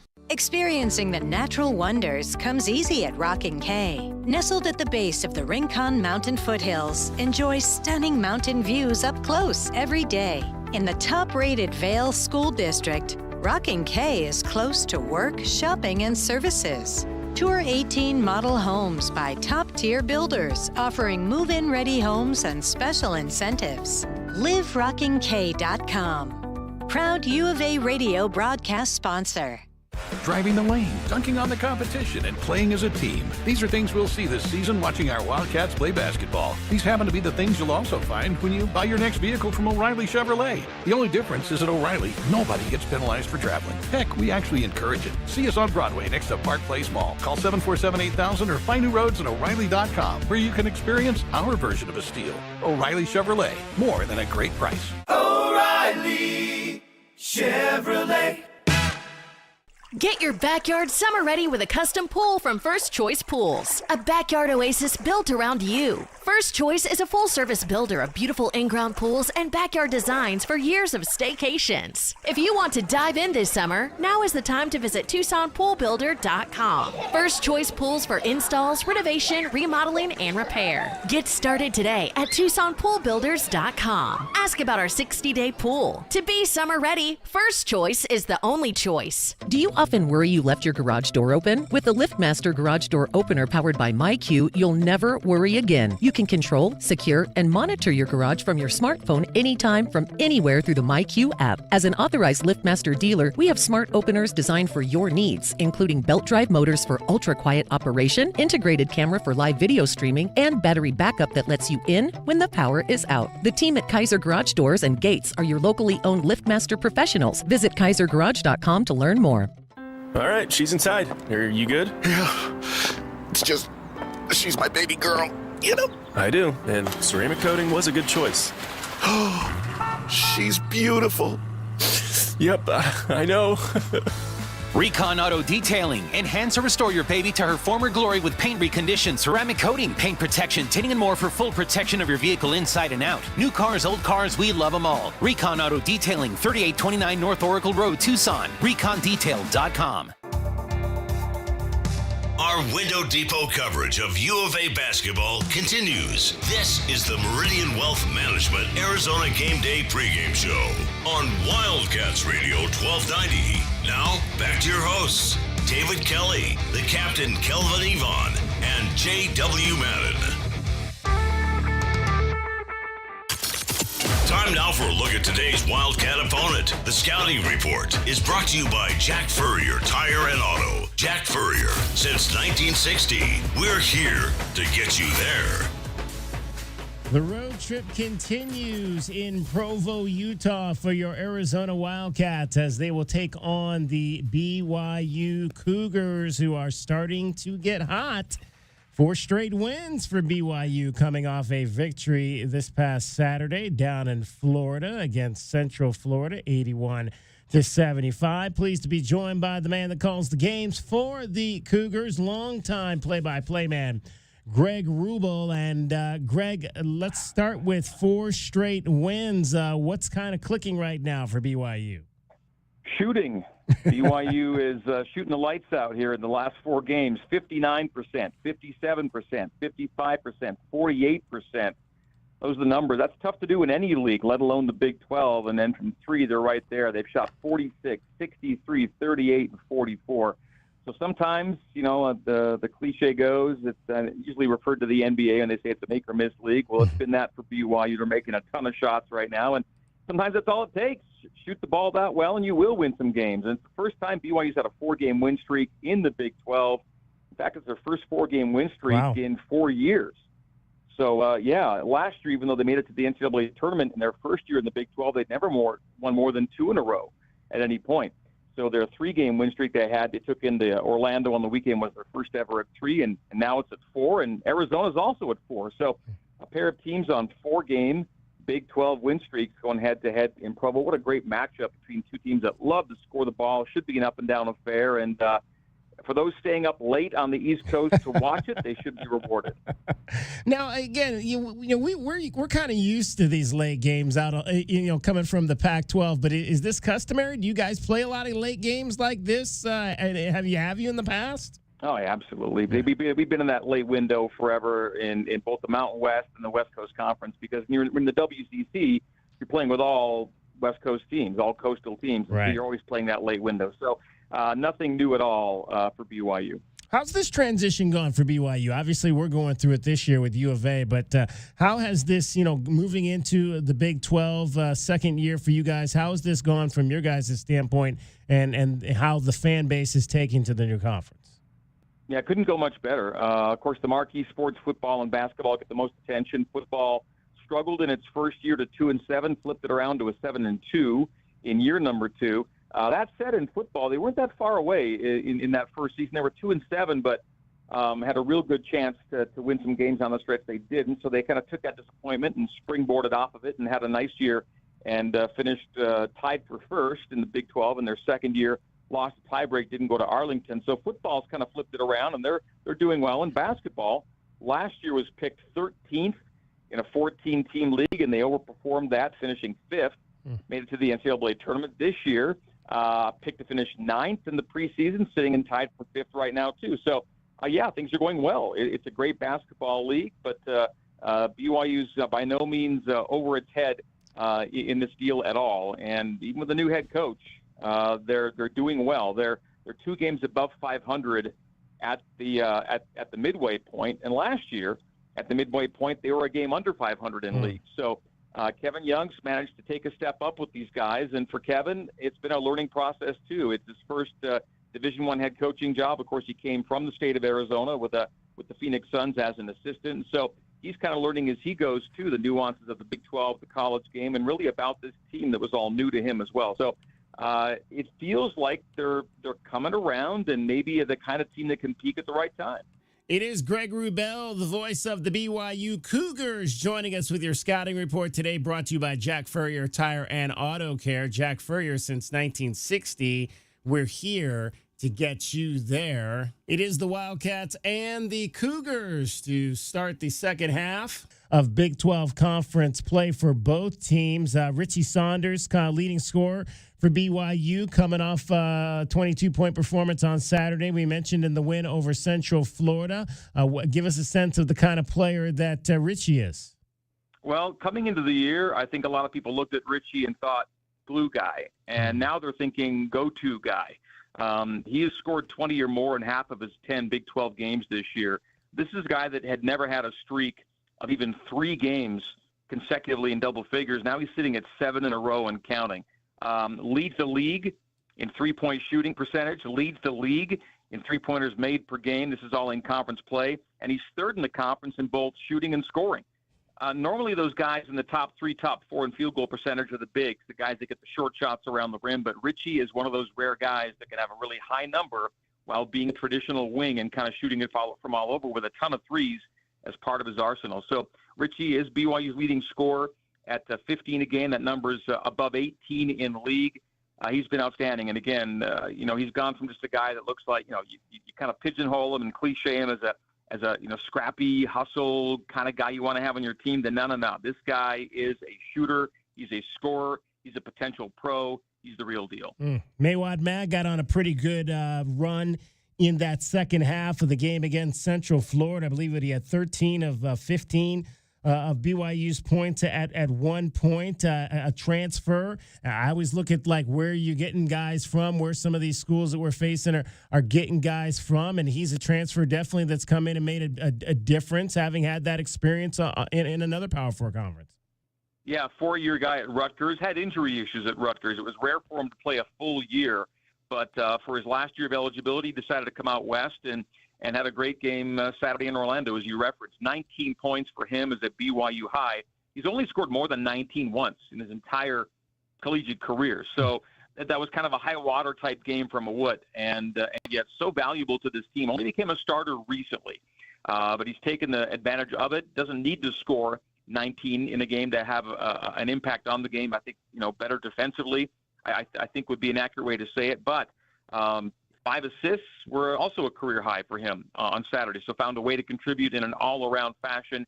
4 threes, career high for him there in that category Saturday in Orlando. So he was, the unexpected performer on Saturday would have to be Mawut, and BYU may not have won that game without him. It was a tight game throughout, too, David. It was neither team had a lead of larger than 7 the entire game, truly back and forth. And he was very much a difference maker. We're chatting with Greg Wrubell. He is the voice of the BYU Cougars. You mentioned Kevin Young, obviously coming in first year, replacing Mark Pope, who moved on to Kentucky. What was the university looking for in their next coach, and why did Kevin kind of fit that mold? Well, first of all, he's a good cultural fit for the school. The school, of course, is sponsored by the Church of Jesus Christ of Latter-day Saints, and Kevin Young is a member of the church and has been one of those guys that BYU's had its eye on for a long time out in the professional ranks. In fact, when Mark Pope got the job at BYU, Kevin Young was in the mix. It just wasn't the right time for Kevin, and he had made a decision by the time Coach Pope left that it was the right time, and he was going to make a lifestyle change and get off that pro track. And there was no doubt Kevin was in line for an NBA head coaching job. He was going to be a new head coach in that next round of hires. There's no doubt about that. And so he stepped off the professional treadmill and came to the college ranks where the pace of life was a little slower, still intense, but it's not the NBA life. And with a guy with a young family, a trip to returning to Utah where he met his wife, made a lot of sense. And so BYU's fortunate to have gotten him. And I think BYU clearly had to up the ante fiscally to make sure they could be competitive with a professional coach and his options, and BYU was. And so it truly was a great fit at the right time. And I'm sure there was a fear, after some successful seasons with Mark Pope that, him leaving for Kentucky might set BYU back a bit. So it was an important hire that way to not take a step back. And BYU's not done that. The record's almost identical to last year. Overall, in league, it's even better, you could argue, than it was last year at the midway point. His offense is simply one of the best in college basketball. I did a social media post about this last night, but BYU is quite literally the only team right now in all of college basketball that finds itself in the top 10 in both two-point percentage and effective field goal percentage, top 20 in efficiency, and top 40 in three-point shooting. So you're good in all those 4 main offensive categories, and the only team that finds himself in all 4 of those rankings at the same time. So it's a great offense he runs. It's a very much NBA-like offense that he runs, so much so that BYU leads the Big 12 in both two-point and three-point shooting. They want to be at the rim, and they want to be on the arc. And that's what you've seen, the NBA turn into, right? And so, not surprisingly, he takes that professional kind of mindset and translates it very well so far to BYU. We talked a lot about our bench here in Tucson, with the Arizona Wildcats being one of the better benches in the Big 12 Conference. You guys have got a young freshman who's been coming off the bench and really playing well, especially in the game against Baylor a few games back. Cannon Catchings scoring 23 points in that ball game, didn't miss a shot in that contest. A freshman, what has this young man added, and what's his style of play? Well, yeah, the bench has been vital to BYU. I know Arizona has won the bench scoring battle in 17 of 20 games this year, and then you flip it to BYU, and they're a top 10 team in bench minutes, and so they really do go to their reserves pretty liberally. Cannon, up and down, right? And I think last week is a pretty good indicator. He went from 23 points on a perfect shooting night to no points, and 0 for 4 from the field Saturday in Orlando. So kind of a microcosm of what his season has been. He was on an uptick until Saturday, though. His points and minutes and shooting numbers were going up kind of game by game by game since going to the bench, because he was a starter for the first 15 games of the season. After going to the bench, took him a while to kind of find his feet. He did. Had an outstanding night last Tuesday, a record-setting night in a lot of ways, but then kind of came back to earth on Saturday. Minutes were down. He wasn't contributing the way he did midweek, but that's what Kevin Young is kind of dealing with right now in both Yegor Demon and Cannon Catchings, a couple of exciting freshmen who are still feeling their way as really young kids in this game. That's why it's nice to be able to rely on a guy like Dallin Hall, who can come off the bench, Fousseyni Traore, who can come off the bench, Dawson Baker, who can come off the bench. These are all juniors and seniors with a ton Division I reps at their disposal. It is your scouting report brought to you by Jack Furrier Tire and Auto Care. Jack Furrier since 1960, here to get you there, joined by the voice of the BYU Cougars, Greg Wrubell. And Greg, this environment that the Wildcats are going to walk into at the Marriott Center, I understand it's one of the better environments in this conference. What's it going to be like? How loud's it going to be? I saw you guys had Conor McGregor there, I think, was it last week? Yes, he was courtside, and he wasn't one of those celebs that just kind of hung up for a photo op and took off at halftime. He stuck around for the entire deal. He had a good time and took pictures with the guys after the game, led the student section in a chant. He had a fun time. He's got a local tie to a company here, and they had him in the state for a couple of days, and he made the rounds, and I think made the most of it. Seemed to really like his experience in Provo for sure. As for the environment, well, first of all, I've been to McHale. All right, I called a game back in Tucson in November of 2009. Jimmer Fredette scored 49, as I recall, in that game. We've tried to forget that night here. One of those, I mean, now, admittedly, not often Arizona's going to lose a home game by 30 points, right? That's a rarity. Yeah. So it was a special night in a lot of ways. But McHale is special, right? McHale is a great environment. And yet BYU is the biggest building in the Big 12, capacity just under 18,000, and they're averaging around 17,000 right now. And so they're top 10, 7th nationally right now in fans per game. And I think last Tuesday is a pretty good example. Probably a game that BYU doesn't win without that home crowd against Baylor. Was a difference maker. It's a great environment. And I think, those who haven't been for a while will like what they see and hear. It's been a long time since Arizona played in Provo. In fact, I was in my third season of play-by-play. I'm in my 29th now. So I was back in my third year when I do believe it was a Jason Terry led team that defeated BYU in overtime 78-74 back in 1998. So it's been a while. And Greg, obviously the number one recruit in the country is on the horizon. How is that, being able to get a kid like that, how has that kind of changed the aura of this program moving forward into this, obviously this NIL era that we're all dealing with right now? Well, it certainly has. I think Mark Pope, as well as he recruited, when he left, he was able to kind of take the Kentucky name and image and kind of just scan the country and bring in pretty much every high-profile transfer portal guy he wanted. That's normally not how you do things at BYU. So Kevin Young came in with a unique challenge.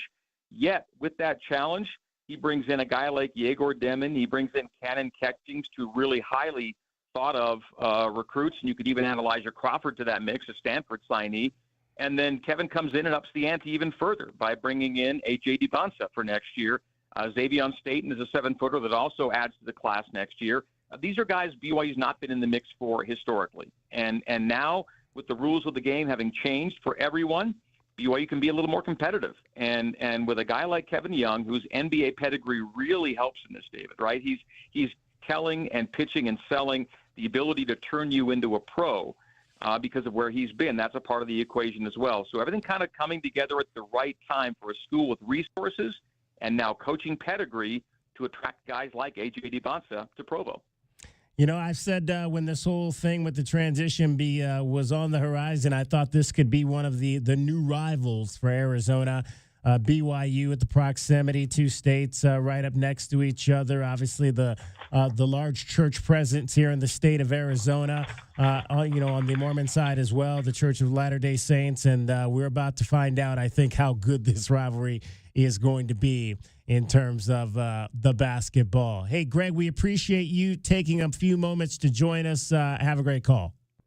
My pleasure, and I appreciate your time, and I agree with you on the rivalry thing. Proximity helps, but the games themselves help even more, and hopefully those kinds of games bring about the kind of thing you're talking about. So thanks, and we'll talk to you soon. Greg Wrubell, he is the voice of the BYU Cougars. Cricket is getting you home every 20 minutes on the fives with your traffic and your weather. And that's the lowdown on the team U of A is about to face on the hardwood. The scouting report has been brought to you by Jack Furrier Tire and Auto. Jack Furrier. Since 1960, we're here to get you there. If you're feeling overwhelmed by the thought of a home remodel, don't stress. The Window Depot is here to help. At the Window Depot, we're your one-stop warehouse for everything you need for your next remodel. Windows? Check. Doors? Got it. Cabinets, countertops, and everything in between? You'll find it all here at the lowest prices. Whether it's a kitchen, bathroom, or whole home makeover, our experienced designers are ready to bring your dream home to life, all at unbeatable prices. Find a location near you or shop online at thewindowdepot.com. The Window Depot, more than a window store. Does it feel like the price of everything is going up, up, up? We can't control the price of gas or groceries, but at Royal Kia, we never add market adjustments, even while other dealers add fees because inventory is limited. At Royal Kia, you can rest assured you won't pay market adjustments, and we stand by our transparent online pricing. Royal Kia, the dealership that's different. OAC plus tax, title, license, dealer installed options, and $529 doc fee. Royal Kia, Speedway in Columbus or royalkia.com. Honey, our yard looks like a jungle. It's full of weeds, and the neighbors are complaining, you know. I know. I'm trying to get rid of them, but the product I'm using just doesn't work. Not to mention, I don't have the time. You know, it's not just the weeds. I'm also seeing ants and the spider, a scorpion. I saw a scorpion, and I think there's a pack rat living in the garage. I get it. It's scary. I'll call University Termite and Pest Control today and get rid of them all. You're the best, honey. University Termite and Pest Control, locally owned. Find them online at bepestfree.com. Looking for unlimited gameplay all season long? Dave & Buster's is introducing the all-new Winter Season Pass. You can pick your perfect pass and play like a Dave & Buster's VIP with unlimited access to over 140 games and deals on sips and bites. Sign up now and take advantage of this incredible deal now through February 28th. Don't forget to stop in Monday through Friday from 11 a.m. to 2 p.m. for lunch specials and grab the all-new Winter Season Pass. There's nowhere better to eat, drink, play, and watch than Dave & Buster's, the best place outside the stadium to see the games this football season. My heat and air were in a state of disrepair. Are you having sewer and drain issues? Pixrock's Cooling, Heating, and Plumbing is the name to know when your drains don't flow. We do the dirty jobs so you can focus on yours. Leave the drain pain to the experts. Call Pixrock's Cooling, Heating, and Plumbing at 520-492-0748 or pixrockscooling.com.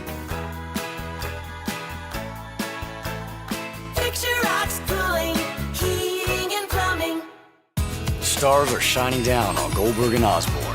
The Eagle has more than 2,200 5-star Google reviews from across Arizona, like these. They go that extra mile to let you know they care. A wonderful experience. They treat their clients like family, and their professionalism is the best in the business. They made sure I got a great offer. Like a bulldog, they fought for me. Well said, everyone. After any accident, remember, the bird is the word.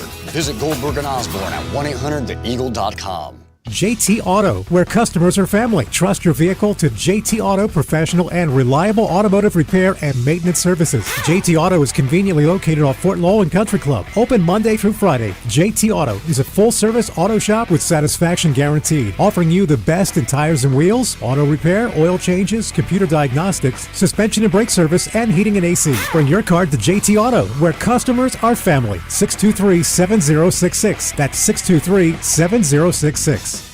Think of waking up with energy, standing tall and feeling free. Think First Chiropractic, good health is to enjoy.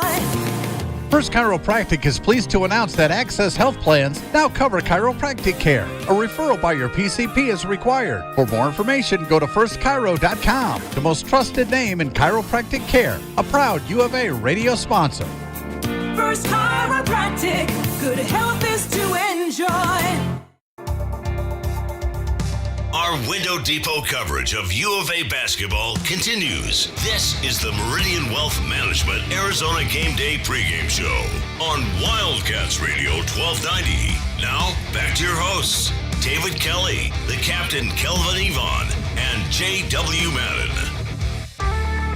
Townsend works it back in the lane. Runner is up. That missed.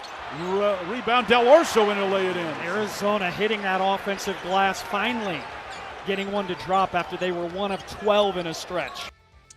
Arizona, BYU tonight in Provo for the first time in Big 12 conference play, but not the first time these two teams have gotten together. Old WAC mates back in the day. Arizona leads the all-time series 20-19, so it's pretty even.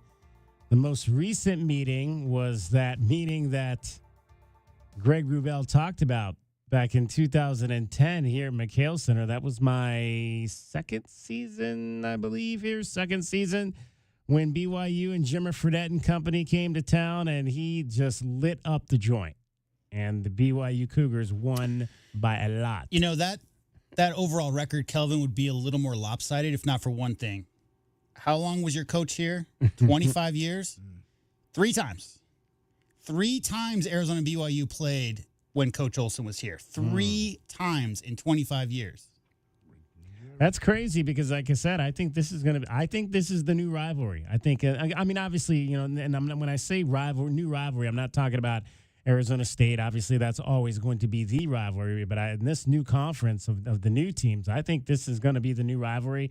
I've said that from the moment that this whole talk of potential move to the Big 12 happened, and it starts tonight. I'm really excited to see what this is going to be when these teams get together. This will be the 19th time they've played in Provo. Arizona has lost 14 of those previous 18 meetings, except for the one, like, again, Greg brought up when Jason Terry and company went there and again, back in the day. None of that was in Lutz era. So if you think of the Arizona basketball brand, Fred Snowden started it all. Lute Olson really made this program, Kelvin, into what it is today.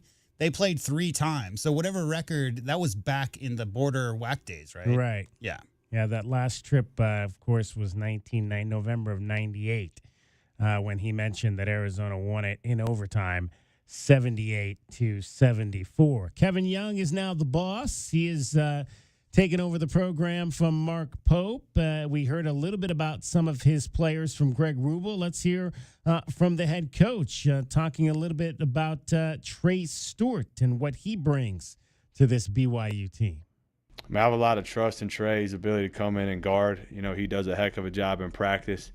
You know, he's gotten the short end of the stick in a lot of ways, and he's been an absolute stud. You know, I try to communicate with him, you know, let him know I know the role he's in is not easy, and he's been a class act. He's been really helps us get better every day in practice, and, you know, I know I can call his number to come in and provide some defensive energy for us, whether that's foul trouble, whether that's matchup centric. So, you know, I think he's definitely a guy that we have in our holster that we can, you know, employ if we need to.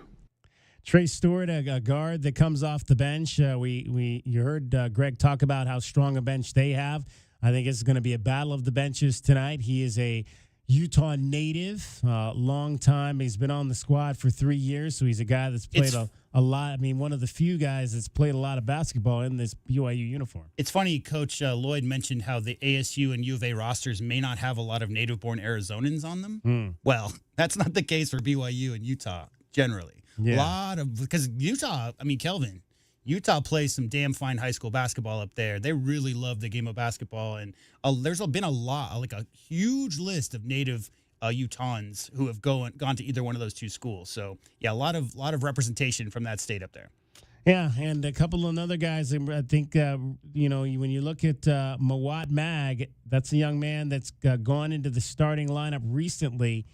Alongside Richie Saunders, and ever since he's gone into the starting lineup, they've lost just 1 of 6 games. Kevin Young on the benefit of starting Mawat Mag alongside Richie Saunders. I mean, defensively, I think the level of intensity that they play with complements each other extremely well. You know, we found some rhythm with being able to kind of do certain things with when those 2 guys are in action specifically together that maybe we wouldn't do with other pairings. So it gives us a little bit of versatility there. And then, you know, offensively, I think, you know, Richie's obviously having a heck of a year. And really, I think, you know, our style of play combined with his strengths has really been we've kind of been a great pairing there. I think it's just been a great fit. And then in terms of Mawat's offensive contributions, I think he's really buying into how we're playing. I think he's stripped away a lot of some of the inefficient shots he was taking early on, where he's really streamlined things in terms of attacking the rim. You know, I know he had 19 points last game, but him having 5 assists I thought was big too. His ability to put it on the deck, get to the paint, play off 2 feet, and kick it out for shots. was a really good sight for me. Yeah, Richie Saunders is another local kid out of Riverton, Utah, and a junior. 22 points in their win over Central Florida over the weekend. Trevin Nell, another senior. He's also out of Utah. 6'5" kid. He had 15 points in that game. We mentioned they've won 4 in a row. They got the transfer from over at Salt Lake City in Cuba Queta, who we've seen a little bit with the Utes previously, and now he's over here with BYU to kind of bolster things up as well. And, again, it's an offense that has found itself after struggling in the early part of the season, and one that's going to give, I would imagine, the Wildcats a whole lot of fits tonight. One of the reasons that, surprisingly, Arizona is the underdog in this game this evening. They can score the basketball. I mean, and they have 4 perimeter guys that can shoot the basketball, and if those guys get hot, they could give you trouble. I watched a lot of games of those guys. They give up some points as well. Yeah. So, with teams like that, you have to take it back at them, and I think that's what's going to be important tonight. But BYU, yeah, man, they're good offense, man. They share the ball. They have long, athletic guys on the perimeter. They can get their shot off, against teams. So, yeah, that's what you're contending with them. Yeah, their ball movement recently, guys, it's the ball movement that's really led to a lot of that offensive firepower. And 17 assists is the average on the season, guys. 17. So you're talking about not getting overpowered, Kelvin, by sheer athleticism or physicality on the block. But as far as 5 guys working together as a unit, moving that ball around, passing up a good shot to get a great shot, that's what BYU's done the last 5-6 games. And they average 11 threes made. 11 threes made per game this season. They've made almost 40 more three-point shots than their opponents. So they can fill it up. That is going to be another thing the Wildcats are going to have to be very careful with tonight with this club. All right, we've talked a lot about them. So which one of these guys is going to get underneath our skin tonight? Let's find that out here. Who is today's pest of the game? 1 second. The Pest of the Game is brought to you by University Termite and Pest Control. Check them out at bepestfree.com.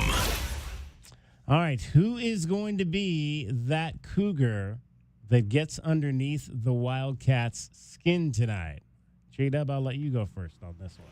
Oh, well, normally I like to pick a guy off the bench or a guy who's steals, who's thefty, or a guy who shoots the ball well, but I'm not going to really make this any harder than it is. It's Richie Saunders for me, because that guy makes them go.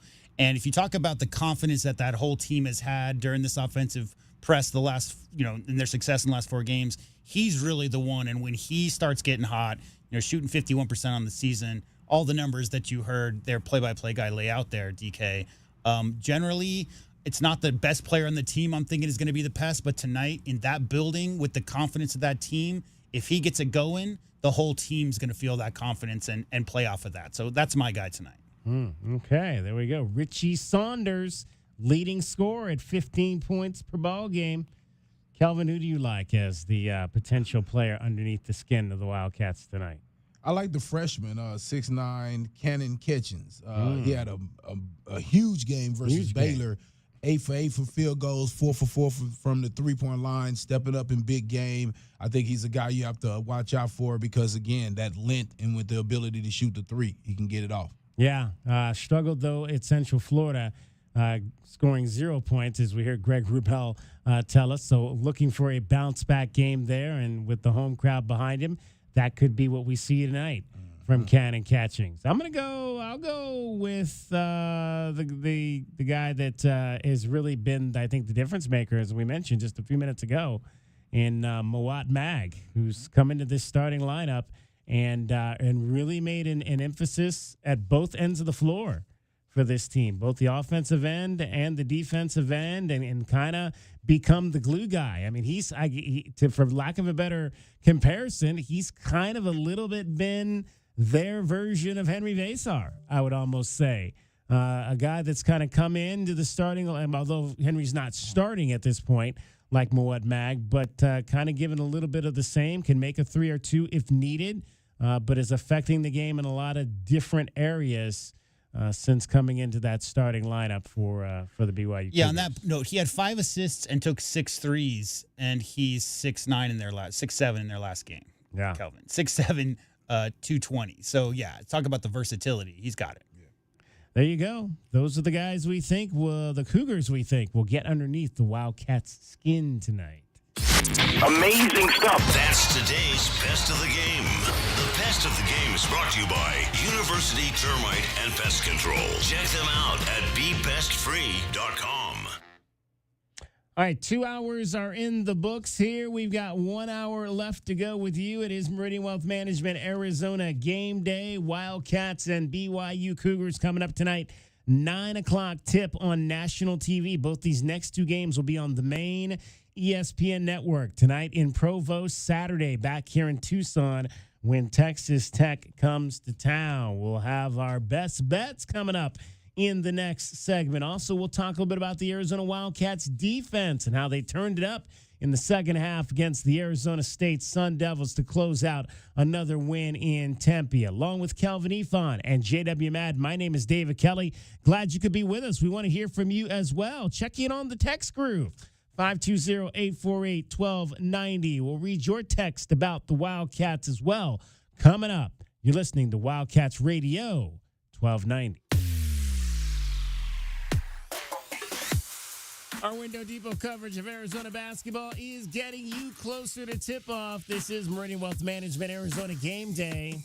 Hour 2 of our pregame show is brought to you by Dave & Buster's Tucson, Dorado Rock, Goodfellas AC, Humane Society of Southern Arizona, Lexus of Tucson, Recon Auto Detail, Right Way Heating, Cooling, and Plumbing, Rocking K, a master planned community designed by nature, University Termite and Pest Control, and by Meridian Wealth Management, wealth well managed, life well lived. Go Wildcats! As a new season starts, the Tucson Police Department bears down with the Tucson community. We are looking to build our team, and we need you. Interested in joining our starting lineup? Visit jointucsonpd.org. Join our team and score a great career. From our commissioned officers to our professional staff, Tucson Police Department proudly stands behind the Arizona Wildcats. Bear down and apply today at jointucsonpd.org. I love my weekend rides across Arizona. I travel with all the protection I need. Helmet, gloves, leathers, and the Eagle. Goldberg and Osborne.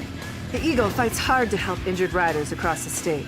Whether we're cruising through Carefree, slow riding in Sedona, or breezing through Bisbee, they find you doctors, manage medical bills, and get you back on your bike with the most money possible. Injured riding? The bird is the word. Visit Goldberg and Osborne at 1-800-THE-EAGLE.com. Do you often worry you left your garage door open? With the LiftMaster Garage Door Opener powered by MyQ, you'll never worry again. You can control, secure, and monitor your garage from your smartphone anytime from anywhere through the MyQ app. As an authorized LiftMaster dealer, we have smart openers designed for your needs, including belt drive motors for ultra-quiet operation, integrated camera for live video streaming, and battery backup that lets you in when the power is out. The team at Kaiser Garage Doors and Gates are your locally owned LiftMaster professionals. Visit KaiserGarage.com to learn more. Experiencing the natural wonders comes easy at Rocking K. Nestled at the base of the Rincon Mountain foothills, enjoy stunning mountain views up close every day. Visit Lennar's 2 communities in Rocking K, with home savings up to $25,000 and limited time interest rate and closing cost incentives on select move-in ready homes. LiveRockingK.com. Designed by nature. Proud U of A radio broadcast sponsor. Driving the lane, dunking on the competition, and playing as a team. These are things we'll see this season watching our Wildcats play basketball. These happen to be the things you'll also find when you buy your next vehicle from O'Reilly Chevrolet. The only difference is at O'Reilly, nobody gets penalized for traveling. Heck, we actually encourage it. See us on Broadway next to Park Place Mall. Call 747-8000 or find new roads at O'Reilly.com, where you can experience our version of a steal. O'Reilly Chevrolet, more than a great price. O'Reilly Chevrolet. Think of waking up with energy, standing tall and feeling free. Think First Chiropractic, good health is to enjoy. First Chiropractic is pleased to announce that Access Health Plans now cover chiropractic care. A referral by your PCP is required. For more information, go to firstchiro.com, the most trusted name in chiropractic care. A proud U of A radio sponsor. First Chiropractic, good health is to enjoy. Experiencing the natural wonders comes easy at Rockin' K. Nestled at the base of the Rincon Mountain foothills, enjoy stunning mountain views up close every day. 6 model homes are now open to tour at Del Webb at Rockin' K. Here, life is about more than just beautiful homes. It's about the experiences waiting outside your front door at this new 55-plus active adult neighborhood. LiveRockingK.com. Designed by nature. Proud U of A radio broadcast sponsor. Hi, this is Peter Costa, former governor of the New York Stock Exchange and proud member of the Advisory Business Council with Meridian Wealth Management. One thing I've learned over 40 years on the floor is the value of a trusting relationship with your financial advisor. After all, everyone is a genius when the markets are going up, but when they drop, that's when the guidance of a professional is most important. For more information about Meridian, call 719-1433 or visit online at meridianwealthllc.com. Advisory services provided by Meridian Wealth Management, a registered investment advisor. Wildcat Nation, are you ready? Caleb on a breakaway windmill jam. Arizona basketball never sleeps. Bear down, Cats. Our Window Depot coverage of U of A basketball continues. The Meridian Wealth Management Arizona Game Day pregame show is brought to you by Meridian Wealth Management. Wealth well managed, life well lived. We're getting closer to tip-off for today's Arizona basketball game. This is Wildcats Radio 1290. Mason kicked the ball away, grabbed by Love for the Wildcats, throw it for Lewis, and KJ slams it home for 2. Timeout. Let's take a look at the Right Way rundown and see what's coming up on our pregame show. Brought to you by Right Way Heating, Cooling, and Plumbing. Do things the right way.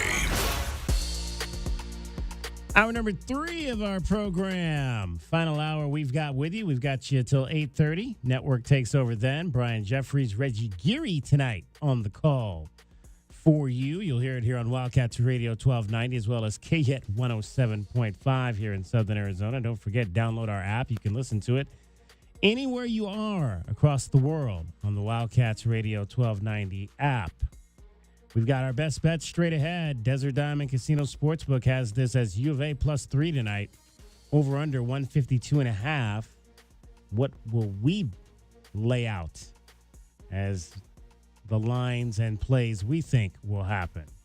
Your view from courtside. We're going to chat with Jorge Leyva. He is one of the broadcasters on the U of A Spanish radio network. Does some play-by-play, does some color analyst as well, has been in the broadcast booth for both football and basketball over the course of the last several years. We will hear from him. Keys to the game, starting lineup, as well as more coming up here from Tommy Lloyd and Jaden Bradley on the Arizona Wildcats defense. Want to hear from you as well. 520-848-1290 is the number to get in on the program. Our guy Fred Scheib always listening on the other side of the world in New Jersey.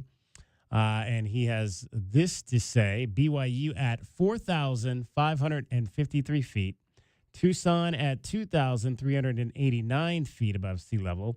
Hope the Cats are well conditioned. Hope Lloyd's subs often will be a good test at altitude. NCAA tournament sites include Denver this year. This will be the only game at altitude unless in Denver for the NCAA tournament. That's right. The Wildcats do not play at Colorado. They hosted the Buffaloes, but do not go there. The high altitude of Colorado makes it harder for an athlete's blood to deliver oxygen to working muscles and the brain. Players may experience more rapid fatigue or breathlessness while training and competing. I think again, this will be the only game at altitude. Does that play a factor tonight?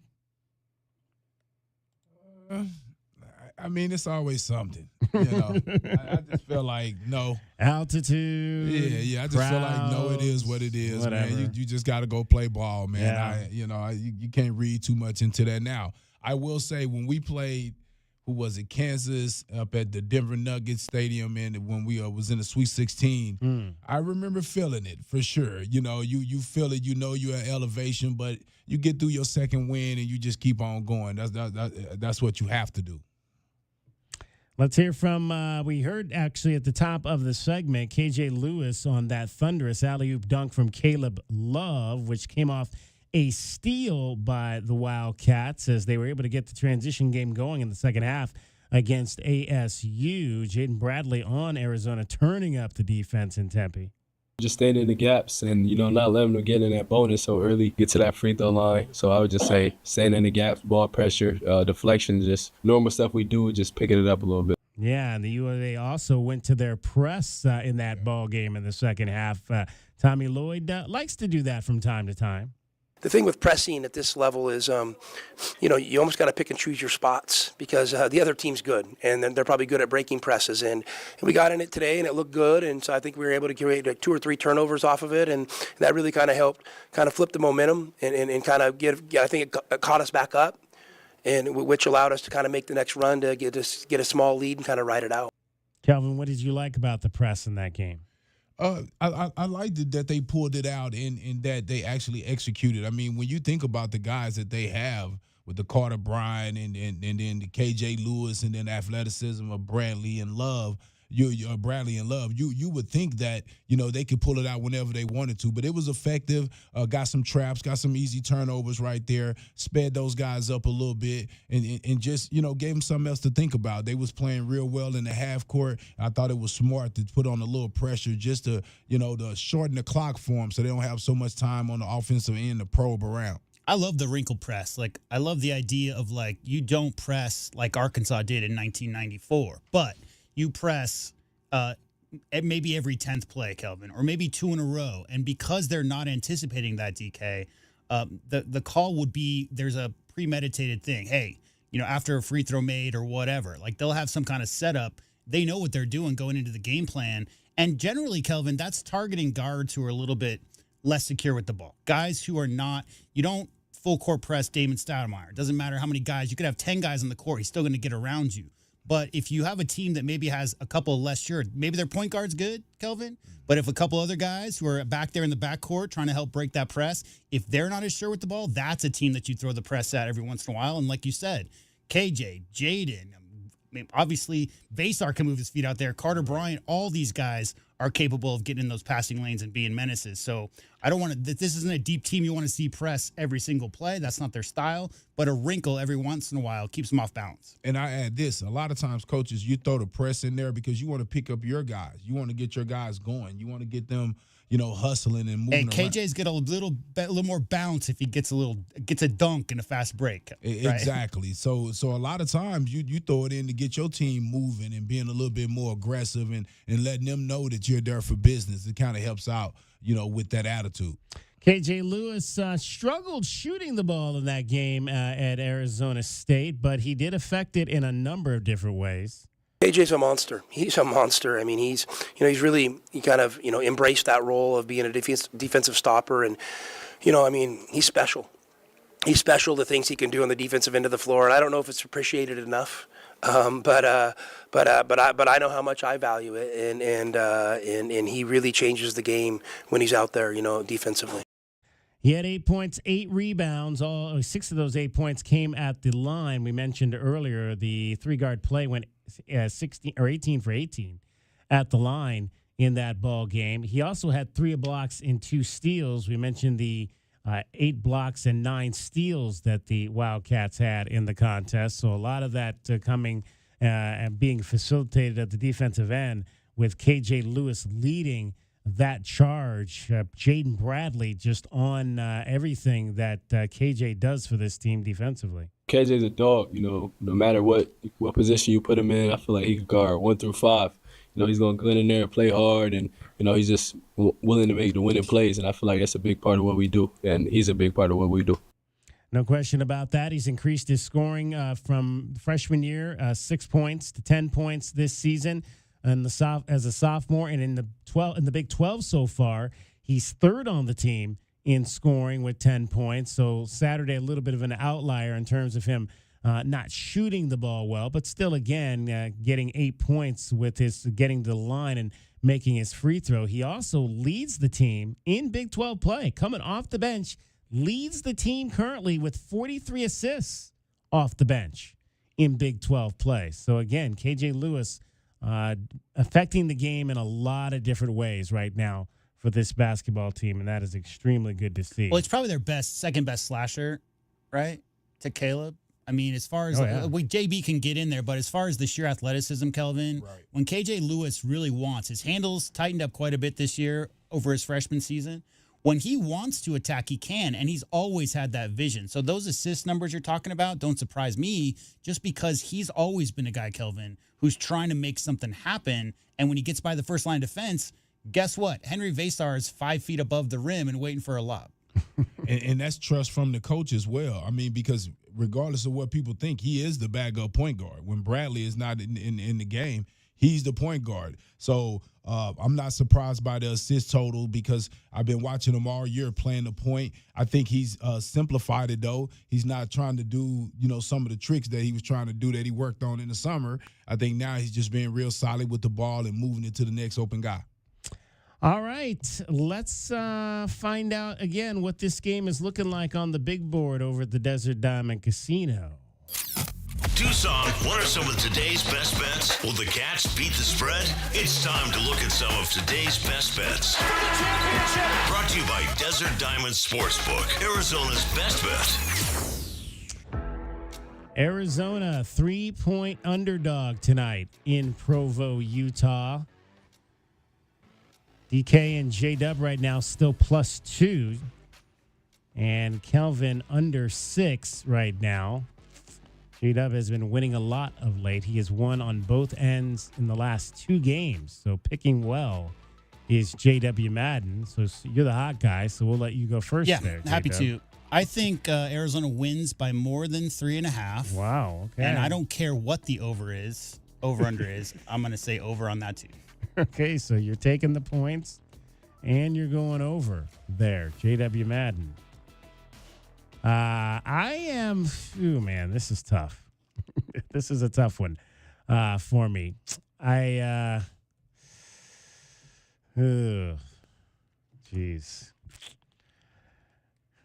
Early this afternoon, I was really leaning on taking BYU, and I think I'm going to stay with that. BYU -3. And I agree. I think there's going to be points in this game. I think both these teams will score.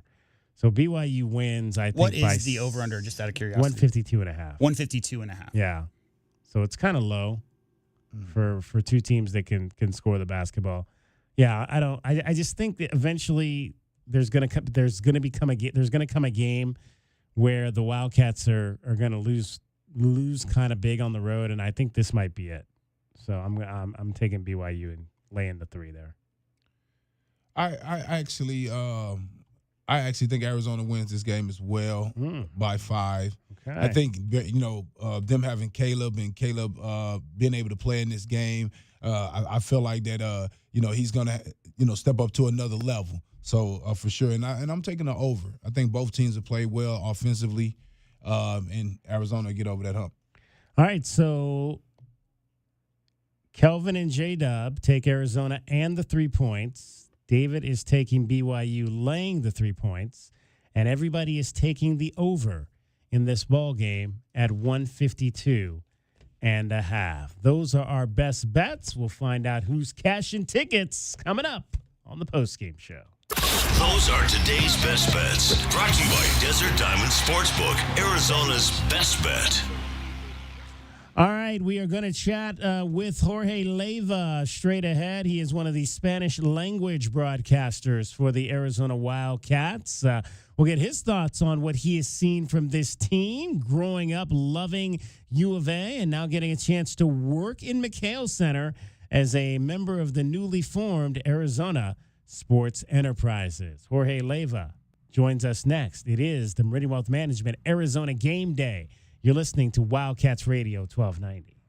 Experiencing the natural wonders comes easy at Rockin' K. Nestled at the base of the Rincon Mountain foothills, enjoy stunning mountain views up close every day. In the top-rated Vail School District, Rockin' K is close to work, shopping, and services. Tour 18 model homes by top-tier builders, offering move-in ready homes and special incentives. LiveRockingK.com. Proud U of A radio broadcast sponsor. Day in and day out, we're inundated with commercials asking to review your portfolio or telling you to get a second opinion. This is Natalie Fernandez with Meridian Wealth Management, and I want to share the advice I give people every day. Talk to 3 different advisors at 3 different firms. It's important to understand their differences and find someone you can trust. I want Meridian to be one of your 3, and then you will decide who is best for you. To learn more, call us at 719-1433 today. Advisory services provided by Meridian Wealth Management, a registered investment advisor. At University Termite and Pest Control, we handle all your pest problems. Maybe a few family ones, too. Wait, you can even take care of my in-laws? I always tell people we'll take care of anything, even in-laws. You just have to dig the hole. Okay, but seriously, is it okay for our pets? Absolutely. It's okay for pets, kids, anything you want to live, will live. Call us today at University Termite and Pest Control. We'll squash those pests and enjoy it. If you have old windows, they are probably driving up your energy bills. Upgrade with new windows from the Window Depot. The Window Depot provides unbeatable value and a wide variety of in-stock and custom order windows to fit your style and budget. With our exclusive SI window brand made right here in the USA, you'll get a full lifetime warranty, including glass replacement, for ultimate peace of mind. Order online at thewindowdepot.com or visit a location near you and start your project today. Experience the best prices, the biggest inventory, only at the Window Depot. The cold Arizona nights are here. Is your furnace ready? For just $59, Rightway is offering a complete system tune-up, ensuring your furnace runs efficiently to keep your home comfortable all season long. Routine maintenance is key to avoiding costly breakdowns. And with over 9,000 5-star Google reviews, you can trust Rightway to get the job done right. Plus, we'll include a free carbon monoxide test for your peace of mind. Call Rightway today at 520-640-2665 or visit us at rightwayac.com for your $59 complete system tune-up. Does it feel like the price of everything is going up, up, up? We can't control the price of gas or groceries, but at Royal Kia, we never add market adjustments, even while other dealers add fees because inventory is limited. At Royal Kia, you can rest assured you won't pay market adjustments, and we stand by our transparent online pricing. Royal Kia, the dealership that's different. OAC plus tax, title, license, dealer installed options, and $529 doc fee. Royal Kia, Speedway in Columbus or royalkia.com. If you're suffering from back pain and your physician is giving you a back brace or a pain pill or an injection and not explain the process of what you have and how to rehabilitate yourself, then there might be something missing. I'm Tom Corey. I'm a physiatrist here at Desert Sky Spine and Pain. If you're looking to find the root cause of your pain, any pain that's limiting your function, limiting the things that you want to do in life, call us at 520-229-2080 or find us on the web at desertskymedicine.com. The garage is more than a place to park your car. It holds prized possessions, and for most, it's a bustling entryway to the home. That's why LiftMaster designed the first ever opener with a built-in wide-angle camera and two-way audio, so you can see what matters and secure what's inside. Ensure your family and prized possessions are secure with a reliable garage door opener that's built to last and powered by MyQ for smartphone control. The team at Kaiser Garage Doors and Gates are your locally owned LiftMaster professionals. Visit kaisergarage.com to learn more. Our Window Depot coverage of U of A basketball continues. This is the Meridian Wealth Management Arizona Gameday pregame show on Wildcats Radio 1290. Now, back to your hosts, David Kelly, the captain Kelvin Yvonne, and J.W. Madden. Va a ponerla en circulación. Vamos a ver a quién buscan. Ahí está Bradley, ahí está Kaylen Lowe. Kaylen Lowe de media cancha, tira y... ¡Kaylen Lowe dio la canasta de 3 puntos! ¡Impresionante! Kaylen Lowe lo hizo. El milagro se logró. Aquí en el McKeown Center se empata la pizarra. 71-71. Se volvió un manicomio. El McKeown Center, Jorge. It's time now for us to take you down to front row of the arena of A View from the Courtside is brought to you by Kaiser Garage Door and Gates. Kaiser, serving Southern Arizona for more than 25 years. Yeah, the people of Southern Arizona are lucky to have a number of different voices that they can hear call Arizona athletics on the Spanish side. And one of them joins us right now, Jorge Leyva. You've heard him call football. You've heard him call basketball. And, of course, our longtime guy, Francisco Romero, has been a broadcaster on the Spanish side as well. But he's kind of handed it off to some of the younger guys now that he's primarily down doing his thing with the Houston Astros, and Jorge Leyva is one of those guys. And Jorge, appreciate you taking a few minutes to join us. What's your history in terms of calling games on the Spanish radio side for the University of Arizona? Absolutely. Thank you very much, David, for the time. Yes, you mentioned it. Francisco Romero, he's a mentor of mine, personal friend. He kind of helped me with everything to start my career. I started doing board hopping for him on the Spanish side of the broadcast, and we just kind of started learning from him. He started teaching me until I was able to get an opportunity around 2015, so 10 years ago. Now that I said it, it feels interesting, but I was doing on and off games for him when he couldn't, and then he would come back from Houston and do the rest. But, yeah, he's over there in Houston doing the thing with the Astros. And I don't know if you know, but he's also just started broadcasting for Rice University in Spanish as well. Yeah, he actually sent me a text about that just a few days ago, that he was getting involved with Rice University as well. Mm-hmm. Was broadcasting something that you always wanted to do? Not necessarily. I think I kind of landed to an extent into it. Once I started doing it, I realized how much I liked it. In U of A, for me, growing up in Nogales, Sonora specifically, it was the only way to get it. It was Brian Jeffries. My dad and I would watch the car outside because that's where the best antennas would kind of like get the reception. So we would listen to the games, join the passion. I remember in '97, there was a lot of random people at my house because my dad hosted a big party for the '97 championship. So there's always been that connection, as I'm sure a lot of people fan first. But then I landed at the radio station. I started looking into it, and from there it was just lots of learning, constant reminding myself, open your mouth more, and just different little details, I guess, that go into it. And I'm still learning. I'm still trying my best, but it's fun to have something that, like, just my mind is only at the game, at least for the time being when the game is going on. Typically, our minds sometimes are different places, but it's relaxing. I always said that about the broadcast side of things. It's just my mind is in one place, which is the game, the broadcast. So to me, that's one of the favorite things about it.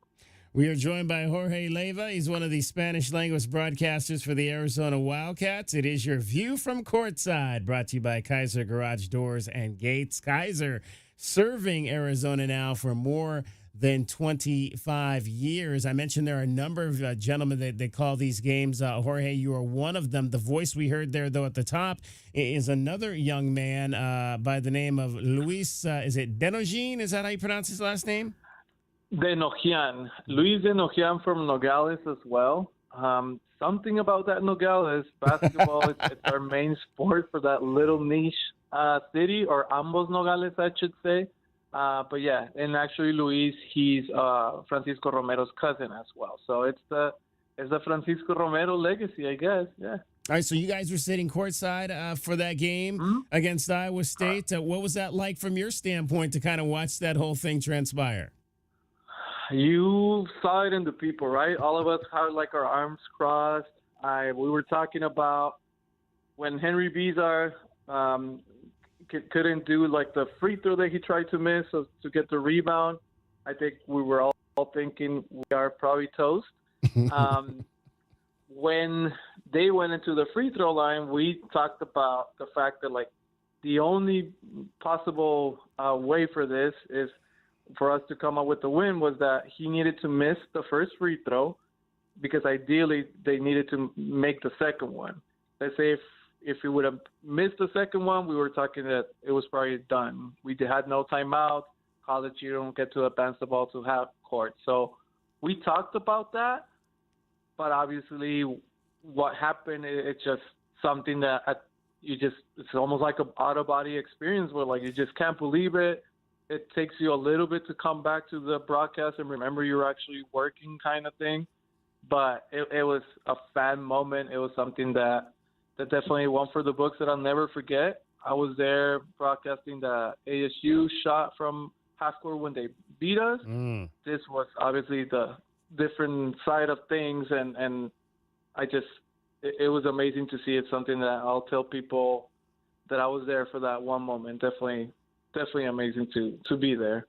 Jorge Leiva is our guest. He is one of the Spanish language broadcasters for the at the Arizona Wildcats. You mentioned, Jorge, that obviously you and your dad listened to games, going all the way back to when you were a kid. Who were some of your favorite players in terms of basketball? We had a dog named Salim Stoudemire. Not so much on the last name. My name is Leiva, but we had a little Chihuahua. Smallest dog in the world named Salim after Salim Stoudemire. I think he was one of my favorites growing up. Obviously, Mike Bibby, Miles Simon. But personally, I think like Salim Stoudemire was one of my favorite growing up. As fast forward nowadays, I think Ben Mathering is probably one of my favorites that I got to see and really like enjoy from courtside kind of thing. But for some reason, man, Salim Stoudemire, that lefty, that something about it. And I was actually trying to remember when was the last time game winner like that could rival Caleb's, and I think Salim Stoudemire came to mind on some of those game winners, mostly from the mid-range, but still game winners nonetheless. And now you're kind of like me when I first got here. You're a broadcaster who's also working within the athletics department and the corporate partnership ring with the new Arizona Sports Enterprises. How did you come upon that opportunity, and what's it like for you now to be working in McHale Center every day? It's amazing. I love it. Sometimes I need to take a step back to kind of like realize what I'm doing and where I'm at, coming, like I said, fan first, and where I'm working now. I brought my dad out for the Duke game.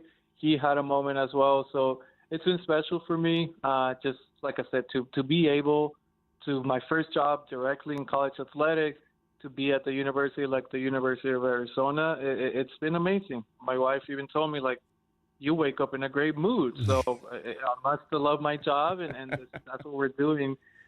You mentioned Arizona Sports Enterprises. We are the multimedia rights company for the university. We only serve the University of Arizona. So it's been fun to also put my business hat on and be able to talk to these amazing partners that love the university and want to support it and want to see it succeed. So it's been great. Definitely a learning experience. Definitely lots of work to do, but led by Desiree, and also here, Sammy and Nikki, who are our leadership here at Arizona Sports Enterprises. It's been amazing to be able to work for the university, but also for our partners, and so far so good, I guess. All right, so what's your impression of this team, and obviously what they've been able to do since losing to UCLA and Phoenix in mid-December and starting off 9-1 in Big 12 conference play? What are some of the things that stand out to you about the way this team has come together in the last month and a half? I think it's important to remember how many new faces we had, right? And I think sometimes we are so used to success in a university like this, especially for men's basketball, that we didn't give them time to kind of like adapt, just find their identity. I think it's almost like two different teams we've seen on the court. Mo Kriba's injury was definitely important, but I think it was also important it created opportunity for people like Henry Bizar and also for the game to be much faster. I think, to me, that's been the key, how much faster the game has been compared to when we were playing UCLA until now. And I feel that Coach Lloyd has found identity, and that's, to me, has been like attack the ball, go fast. You see Bradley all the time just pushing and attacking, and to me, just the shot from Caleb Love, I'm sure if you would have had some infrared glasses, you would have seen all the pressure coming out of him, and because you know where the game was going to go, right? He had missed a lot of three-pointers. If we would have lost to Iowa State, I'm sure he would have gotten a lot of the criticism about it. But coming to the game on ASU up there, you could definitely see him more relieved, more loose shooting the three, and I think I'm excited for the last part of the season because I do think we have a team that has figured out their identity, and also we have a star, our leader, who has almost woken up or turned the corner. I don't know what you can call it, but you can definitely tell they're having fun. And I think going back to Tommy Lloyd, that to me that's been the biggest thing with him, that you could see the players have fun. And I think that's been important for this team and the times right now. It is your view from courtside. It is brought to you by Kaiser Garage Doors and Gates. Kaiser has been serving Arizona for more than 25 years. We're chatting with Jorge Leyva, one of the Spanish-language broadcasters for Arizona football and men's basketball as well. Jorge, the athletics department has done a number of different initiatives in the Hispanic community here in southern Arizona and South Tucson over the course of the last number of years. Obviously, Spanish Heritage Month during football season is always a huge deal. What is it now that you're on the inside? What's some of the feedback you're getting from our Hispanic community about what they love most about U of A, what they love about being able to hear these games in Spanish on the radio and on the internet? It's been a lot of from partners that are heavy Hispanic oriented, or even the Hispanic community. I think the main thing has been like they love it. They knew it was happening, but like just getting that direct invitation from the university to have the games in their language, to directly being invited to come out to the games, sometimes with free tickets or different things along those lines. I think that's been the biggest feedback, that they're just happy with being feeling that they're being invited to come out to this. So that's been definitely from all the way to the top a very important point to be involved within the Hispanic community. Coach Lloyd himself as well, he's very big on that. I don't know if you know, but we have a few players that speak fluent Spanish on the team. We got Conrad Martinez, Anderson, who went to Argentina. Henry Bizar speaks a little bit as well. And even before that, you had Ben Mathering, you had Umar Balo.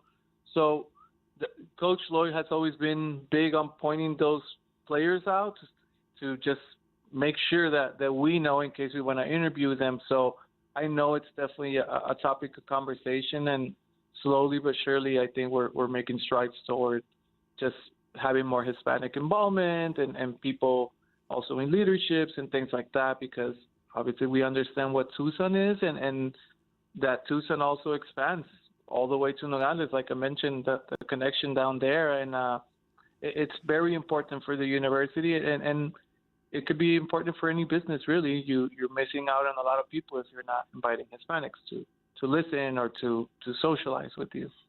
All right, do you have a signature call like on three-pointers or anything? Do you have anything that you say during the games that is uniquely kind of Jorge Leyva? Working on that. I know I try to be a little not as structured, I think, with it. I think our signature has been, we try to be exciting. We try to yell much as you would see a lot of the soccer commentators that you can definitely tell on the decibels, even if you don't speak the language, what's going on. So we try to use a few words that kind of resonate towards the Nogales connection and the Southside connection. Somebody blocked it. Somebody shot an air ball. He shot it all the way to Valencia Road. So things along those lines we try to, but nothing that I could say like it's just the Jorge Leyva thing. I feel that most of the things have been done. So the overall approach has been that we try to take it more loose, professional, but a little bit more loose and more what we think, and I guess never hide the fact that we're fans. We tell our people on the radio, if you expect If you don't expect a little bit of bias, then you might be listening to the wrong station. So that's the way it is here on the Spanish side, at least. Outstanding. Jorge, we appreciate you taking a few minutes to join us. Continued success and continue to have great calls on the radio. Thank you, David, and we appreciate you, all the things you do for the university as well, and all the things 1290 does for us. We are very happy with the partnership. Obviously, it's a staple of the university, 1290 and the Wildcats partnership, and we hope we can continue this until you and I both retire. Yeah, there you go. Well, I think I'm a little bit closer to that retirement thing than you are. Let's hope it continues way past my retirement to your retirement. How about that? There you go. Okay. Well, thank you, David. You're amazing. You definitely represent us well, and Tucson is lucky to have you there as well. Thank you for those very kind words. Jorge Leyva, he is one of the Spanish language broadcasters for Arizona Athletics, and that is your view from courtside. We hope you enjoyed your view from courtside. It was brought to you by Kaiser Garage Door and Gates. Kaiser, serving Southern Arizona for more than 25 years. Your home for everything Arizona Wildcats. You're listening to Wildcats Radio 1290, KCUB Tucson, a Cumulus media station. Accidents cause hassles as big as the Grand Canyon. So we're hitting the road to spread the word about the bird. The Eagle at Goldberg and Osborne. Freeway fiasco in Flagstaff. Hurt in Havasu. Totaled in Tucson. No worries. The Eagle has offices across the state. From Kingman to Sierra Vista, where they fight hard to get you more. So relax and ride on. Because the bird is the word. Visit Goldberg and Osborne at 1-800-THEEAGLE.com. Don't hold back. Just dive right in. This is Desert Diamond. The round-the-clock, off-the-charts, over-the-top spectacle that puts a shine on any day, anytime. The tables are hot to the touch. The slots are spinning winners every day. And the point spreads are yours for the taking. So go ahead. Live the diamond life. Desert Diamond Casino. Visit ddcaz.com. An enterprise of the Tohono O'odham Nation. Driving the lane, dunking on the competition, and playing as a team. These are things we'll see this season watching our Wildcats play basketball. These happen to be the things you'll also find when you buy your next vehicle from O'Reilly Chevrolet. The only difference is at O'Reilly, nobody gets penalized for traveling. Heck, we actually encourage it. See us on Broadway next to Park Place Mall. Call 747-8000 or find new roads at O'Reilly.com, where you can experience our version of a steal. O'Reilly Chevrolet, more than a great price. O'Reilly Chevrolet.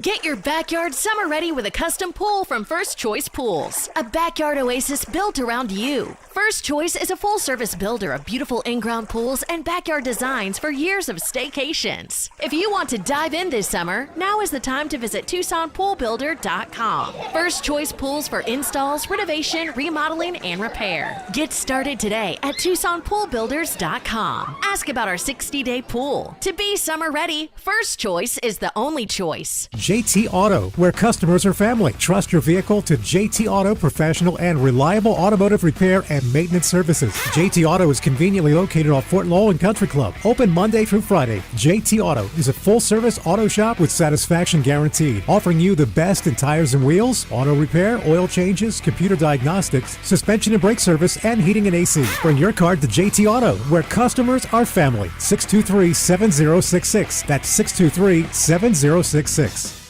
Looking to upgrade your home? The Window Depot is your go-to spot for Milgard windows and patio doors. Select from a variety of styles, including aluminum, vinyl, or fiberglass, to start your journey to a brighter, more beautiful home. The Window Depot has Milgard windows in stock, ready to go home today, or their team can help you with a special order. Whether you're looking for energy efficiency, aesthetic appeal, or custom solutions, they've got you covered. Build the home you deserve with Milgard windows and doors from the Window Depot. Visit thewindowdepot.com to find a location near you. Experiencing the natural wonders comes easy at Rockin' Cay. Nestled at the base of the Rincon Mountain foothills, enjoy stunning mountain views up close every day. 6 model homes are now open to tour at Del Webb at Rockin' Cay. Here, life is about more than just beautiful homes. It's about the experiences waiting outside your front door at this new 55-plus active adult neighborhood. LiveRockingK.com. Designed by nature. proud U of A radio broadcast sponsor. At University Termite and Pest Control, we handle all your pest problems. Maybe a few family ones, too. Wait, you can even take care of my in-laws? I always tell people we'll take care of anything, even in-laws. You just have to dig the hole. Okay, but seriously, is it okay for our pets? Absolutely. It's okay for pets, kids, anything you want to live, will live. Call us today at University Termite and Pest Control. We'll squash those pests and enjoy it. Our Window Depot coverage of U of A basketball continues. This is the Meridian Wealth Management Arizona Game Day pregame show on Wildcats Radio 1290. Now, back to your hosts, David Kelly, the captain Kelvin Yvonne, and J.W. Madden. Matched up on Love. Freeman trying to create space. His three ball is an air ball. Grabbed out of the air by Lewis. Ahead it goes to Bradley. Bradley will lay it up and good. Arizona up 81-72. 35 seconds left.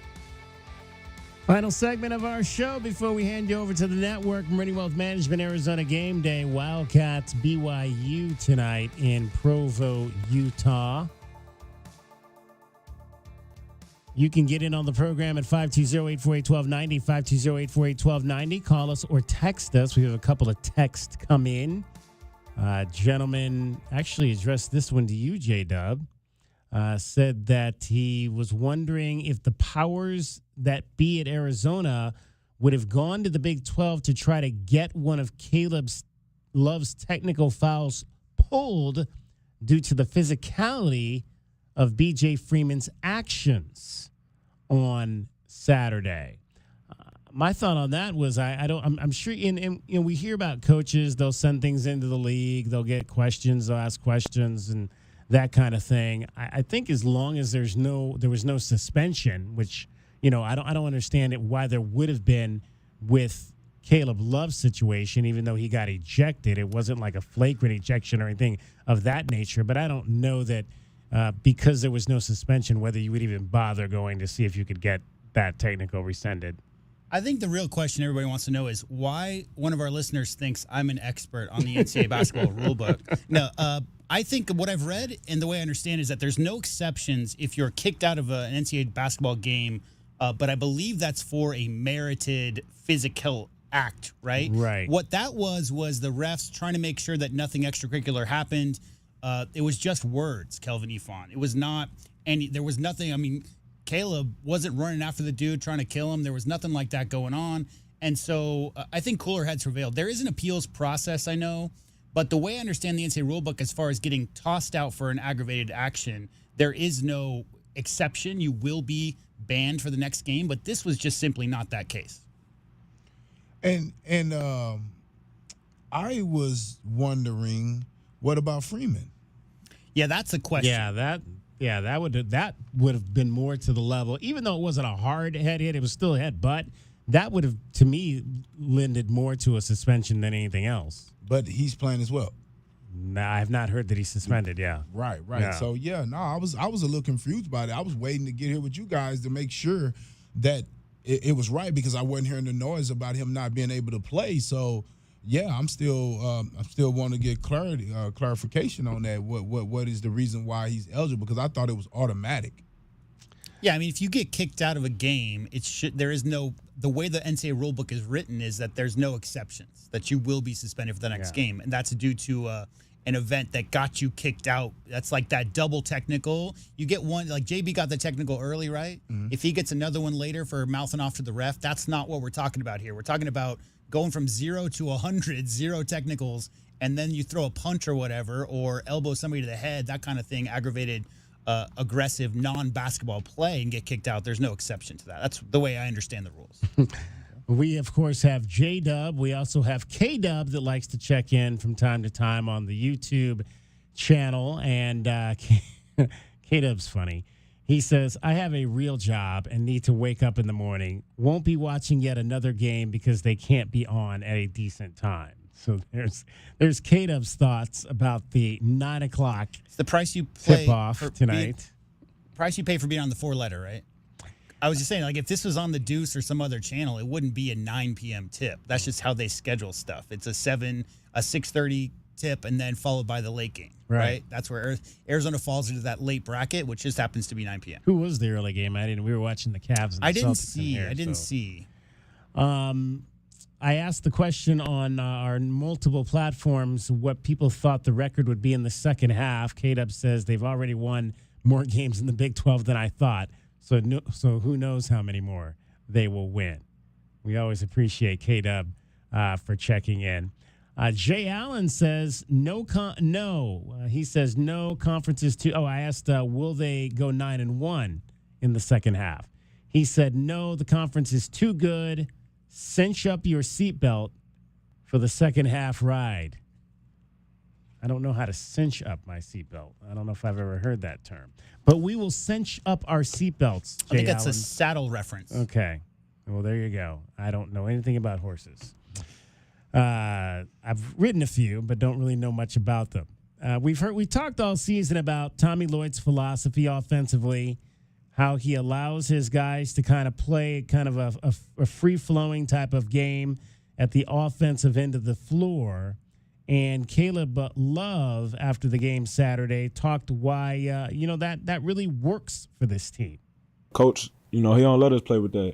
He let us play free, and he kind of wants us to, enjoy the hardships of the game, that the challenges that the game comes with. And so, anytime that we step on the floor, if we down 10 or we up 10, he wants us to still play free but play fundamental, play smart, and then give all our energy to us.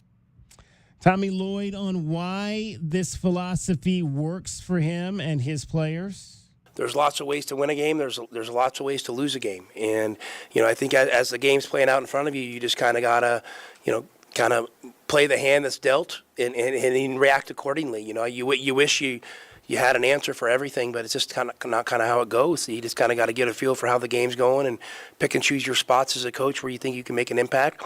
A lot of it is you kind of step aside and you trust that you've coached these guys long enough and you've given them schemes, you've given them concepts to play out of, you've drilled the fundamentals, and they can trust those in pressure moments. I mean that's real basketball. That's what makes the game so special, is that it's not scripted. You don't call a play every time. And so a lot of it's on the players to figure out.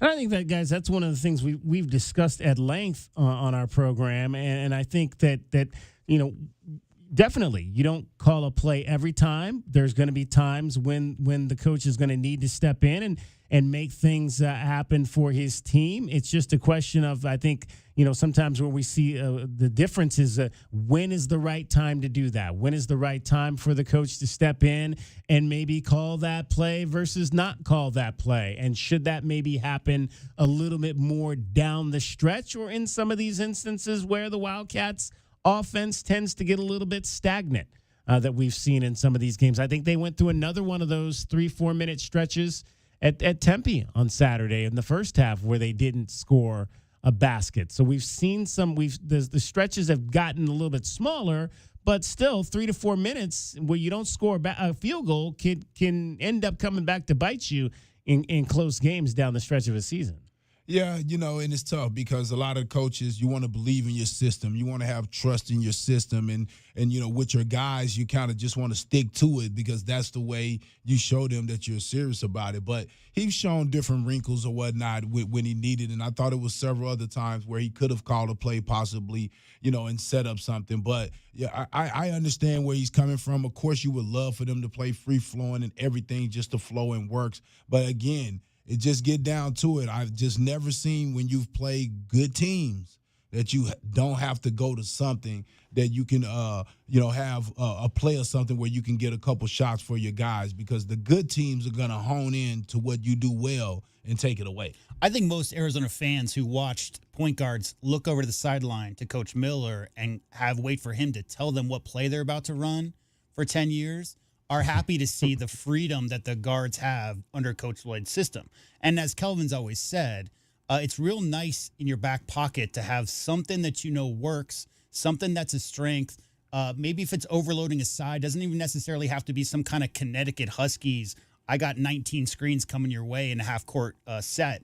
It doesn't have to be anything like that, but having something that you know works when you really need a bucket, some balance between those is the perfect, I think, situation or the first perfect recipe for any situation, should I say. All right, let's find out what we think the Wildcats need to do to win this game tonight. Wildcats fans, our keys to the game are brought to you by Royal Automotive Group. Royal Automotive, the dealer that is different. All right, it is your keys to the game and the Wildcats and the BYU Cougars. I'll start, and I believe that the Wildcats, as I've said before, I think you're going to have to make threes to win big road games. 8 or more, I think, is going to be the number for me in terms of made three-pointers in this game. This is a BYU team that's going to shoot a lot of threes. So strong closeouts are going to be important tonight, and you got to turn around. If you're the guards, you got to turn around after that closeout and look for the ball to come back to you, get that rebound, and get going out in transition. Both these teams have really good benches. I think the Wildcats have to win the battle of the bench tonight. They've consistently scored in the 30s, but that game a couple weeks ago where the BYU beat Baylor, their bench scored 45 points. Their bench scores 45 points tonight. You're not winning this game at the Marriott Center. So you got to win the bench battle, and I think you've got to win the turnover battle as well, because that is a team that will turn it over if you keep up that consistent pressure that we've seen from the Wildcats in these last few games. J-Dub. For me, I think defensive discipline. You said it, DK. You got to stay down on ball fakes. That's going to be a ball fake team that they're really looking to pass up a good shot to get a great shot. And don't lose shooters. There's obviously a couple of green light guys on that team on the court at all times. Make sure that you stay down on ball fakes. Don't lose track of shooters in the corners. And I think this is a KJ Lewis game. I'd like to see him just be a menace all over the court. You know, your typical 6 assists, 3 steals, 7 rebounds, more than 10 points, that whole thing. And finally, guys, I got a stat that might shock you, but the BYU Cougars as a program have more wins than the University of Arizona in the history of basketball. Wow. BYU has 1,892, Arizona 1,889, 3 games more. What if I told you that BYU has the most wins for any program that's never made a Final Four, guys? They had one Elite Eight, 1981, Danny Ainge's senior year. So my third key is match the intensity of that fan base. You know it's the biggest building in the conference. You know they're going to be crazy tonight. You talk about hungry fan bases, guys. They've always loved their basketball up there in Provo. They're just waiting for a team to get over that hump, get to an Elite Eight for the first time since 1981. The Arizona Wildcats have to go into Provo tonight, match the intensity. That's my third key to beating the BYU Cougars tonight. And my keys are control the three-point line, can't allow them to get catch and shoot open threes. They're very accurate if you let them get open and shoot those open shots. So you have to be there on the catch to force them to go off the dribble. Keep Kiba under control. Can't allow him to do those lobs, get those easy lobs on the dunks, because that forces a lot of help from the backside guards having to come over and tag the big rolling, which will leave those receivers, which will leave those guards open for wide open threes. And then I think we have to push the pace. I think you said it, DK. I think we have to push the pace and get some easy baskets. I think we have a speed advantage in this game with our guards. And I think that if they push the ball, that we can get some easy baskets on the break and also in the secondary offense. All right, those are the things we think the Wildcats need to do to win tonight in Provo. Wildcat fans, those are our keys to the game. Brought to you by Royal Automotive Group. Royal Automotive, the dealership that is different. The foundation of a great basketball team begins with the starting lineup. Today's starting lineup is brought to you by Rocking K, a master plan community designed by nature. Starting lineup for the Arizona Wildcats at one guard of the 3-guard play, Jaden Bradley. He's the point man, 6'3", junior out of Rochester, New York, averaging 11 points, 4 rebounds, and 4 assists per ball game. Caleb Love, 6'4", fifth-year man out of St. Louis, leading scorer at 16 points per ball game. He grabs 4 boards and dishes out 3 assists. Anthony Del Orso, 6'6", junior guard out of Melbourne, Australia, averages 9 points, shoots a team-high 44% from 3. Trey Townsend, forward, 6'6", out of Oxford, Michigan, 9 points and 4 rebounds. Toby Awaka, transfer out of Tennessee and from Hyde Park, New York, at 6'8". He's a junior. He averages 8 points and 8 rebounds. Tommy Lloyd is your head coach. That is going to wrap up our show for tonight. Coming up next, number 20 Arizona at Brigham Young. You'll hear the call from Brian Jeffries and Reggie Geary right here on Wildcats Radio 1290. Our Window Depot coverage of Arizona basketball continues. This is Meridian Wealth Management Arizona Game Day. Hour 3 of the pregame show is brought to you by Broadway in Tucson, Cool Willie's Aaron Plumbing, Drain Medics, First Choice Pools, Goldberg and Osborne, The Injury Lawyers, Kaiser Garage Door and Gates, O'Reilly Chevrolet, Showtime Sports Cards, Tucson Police Department, and by Meridian Wealth Management, wealth well managed, life well lived.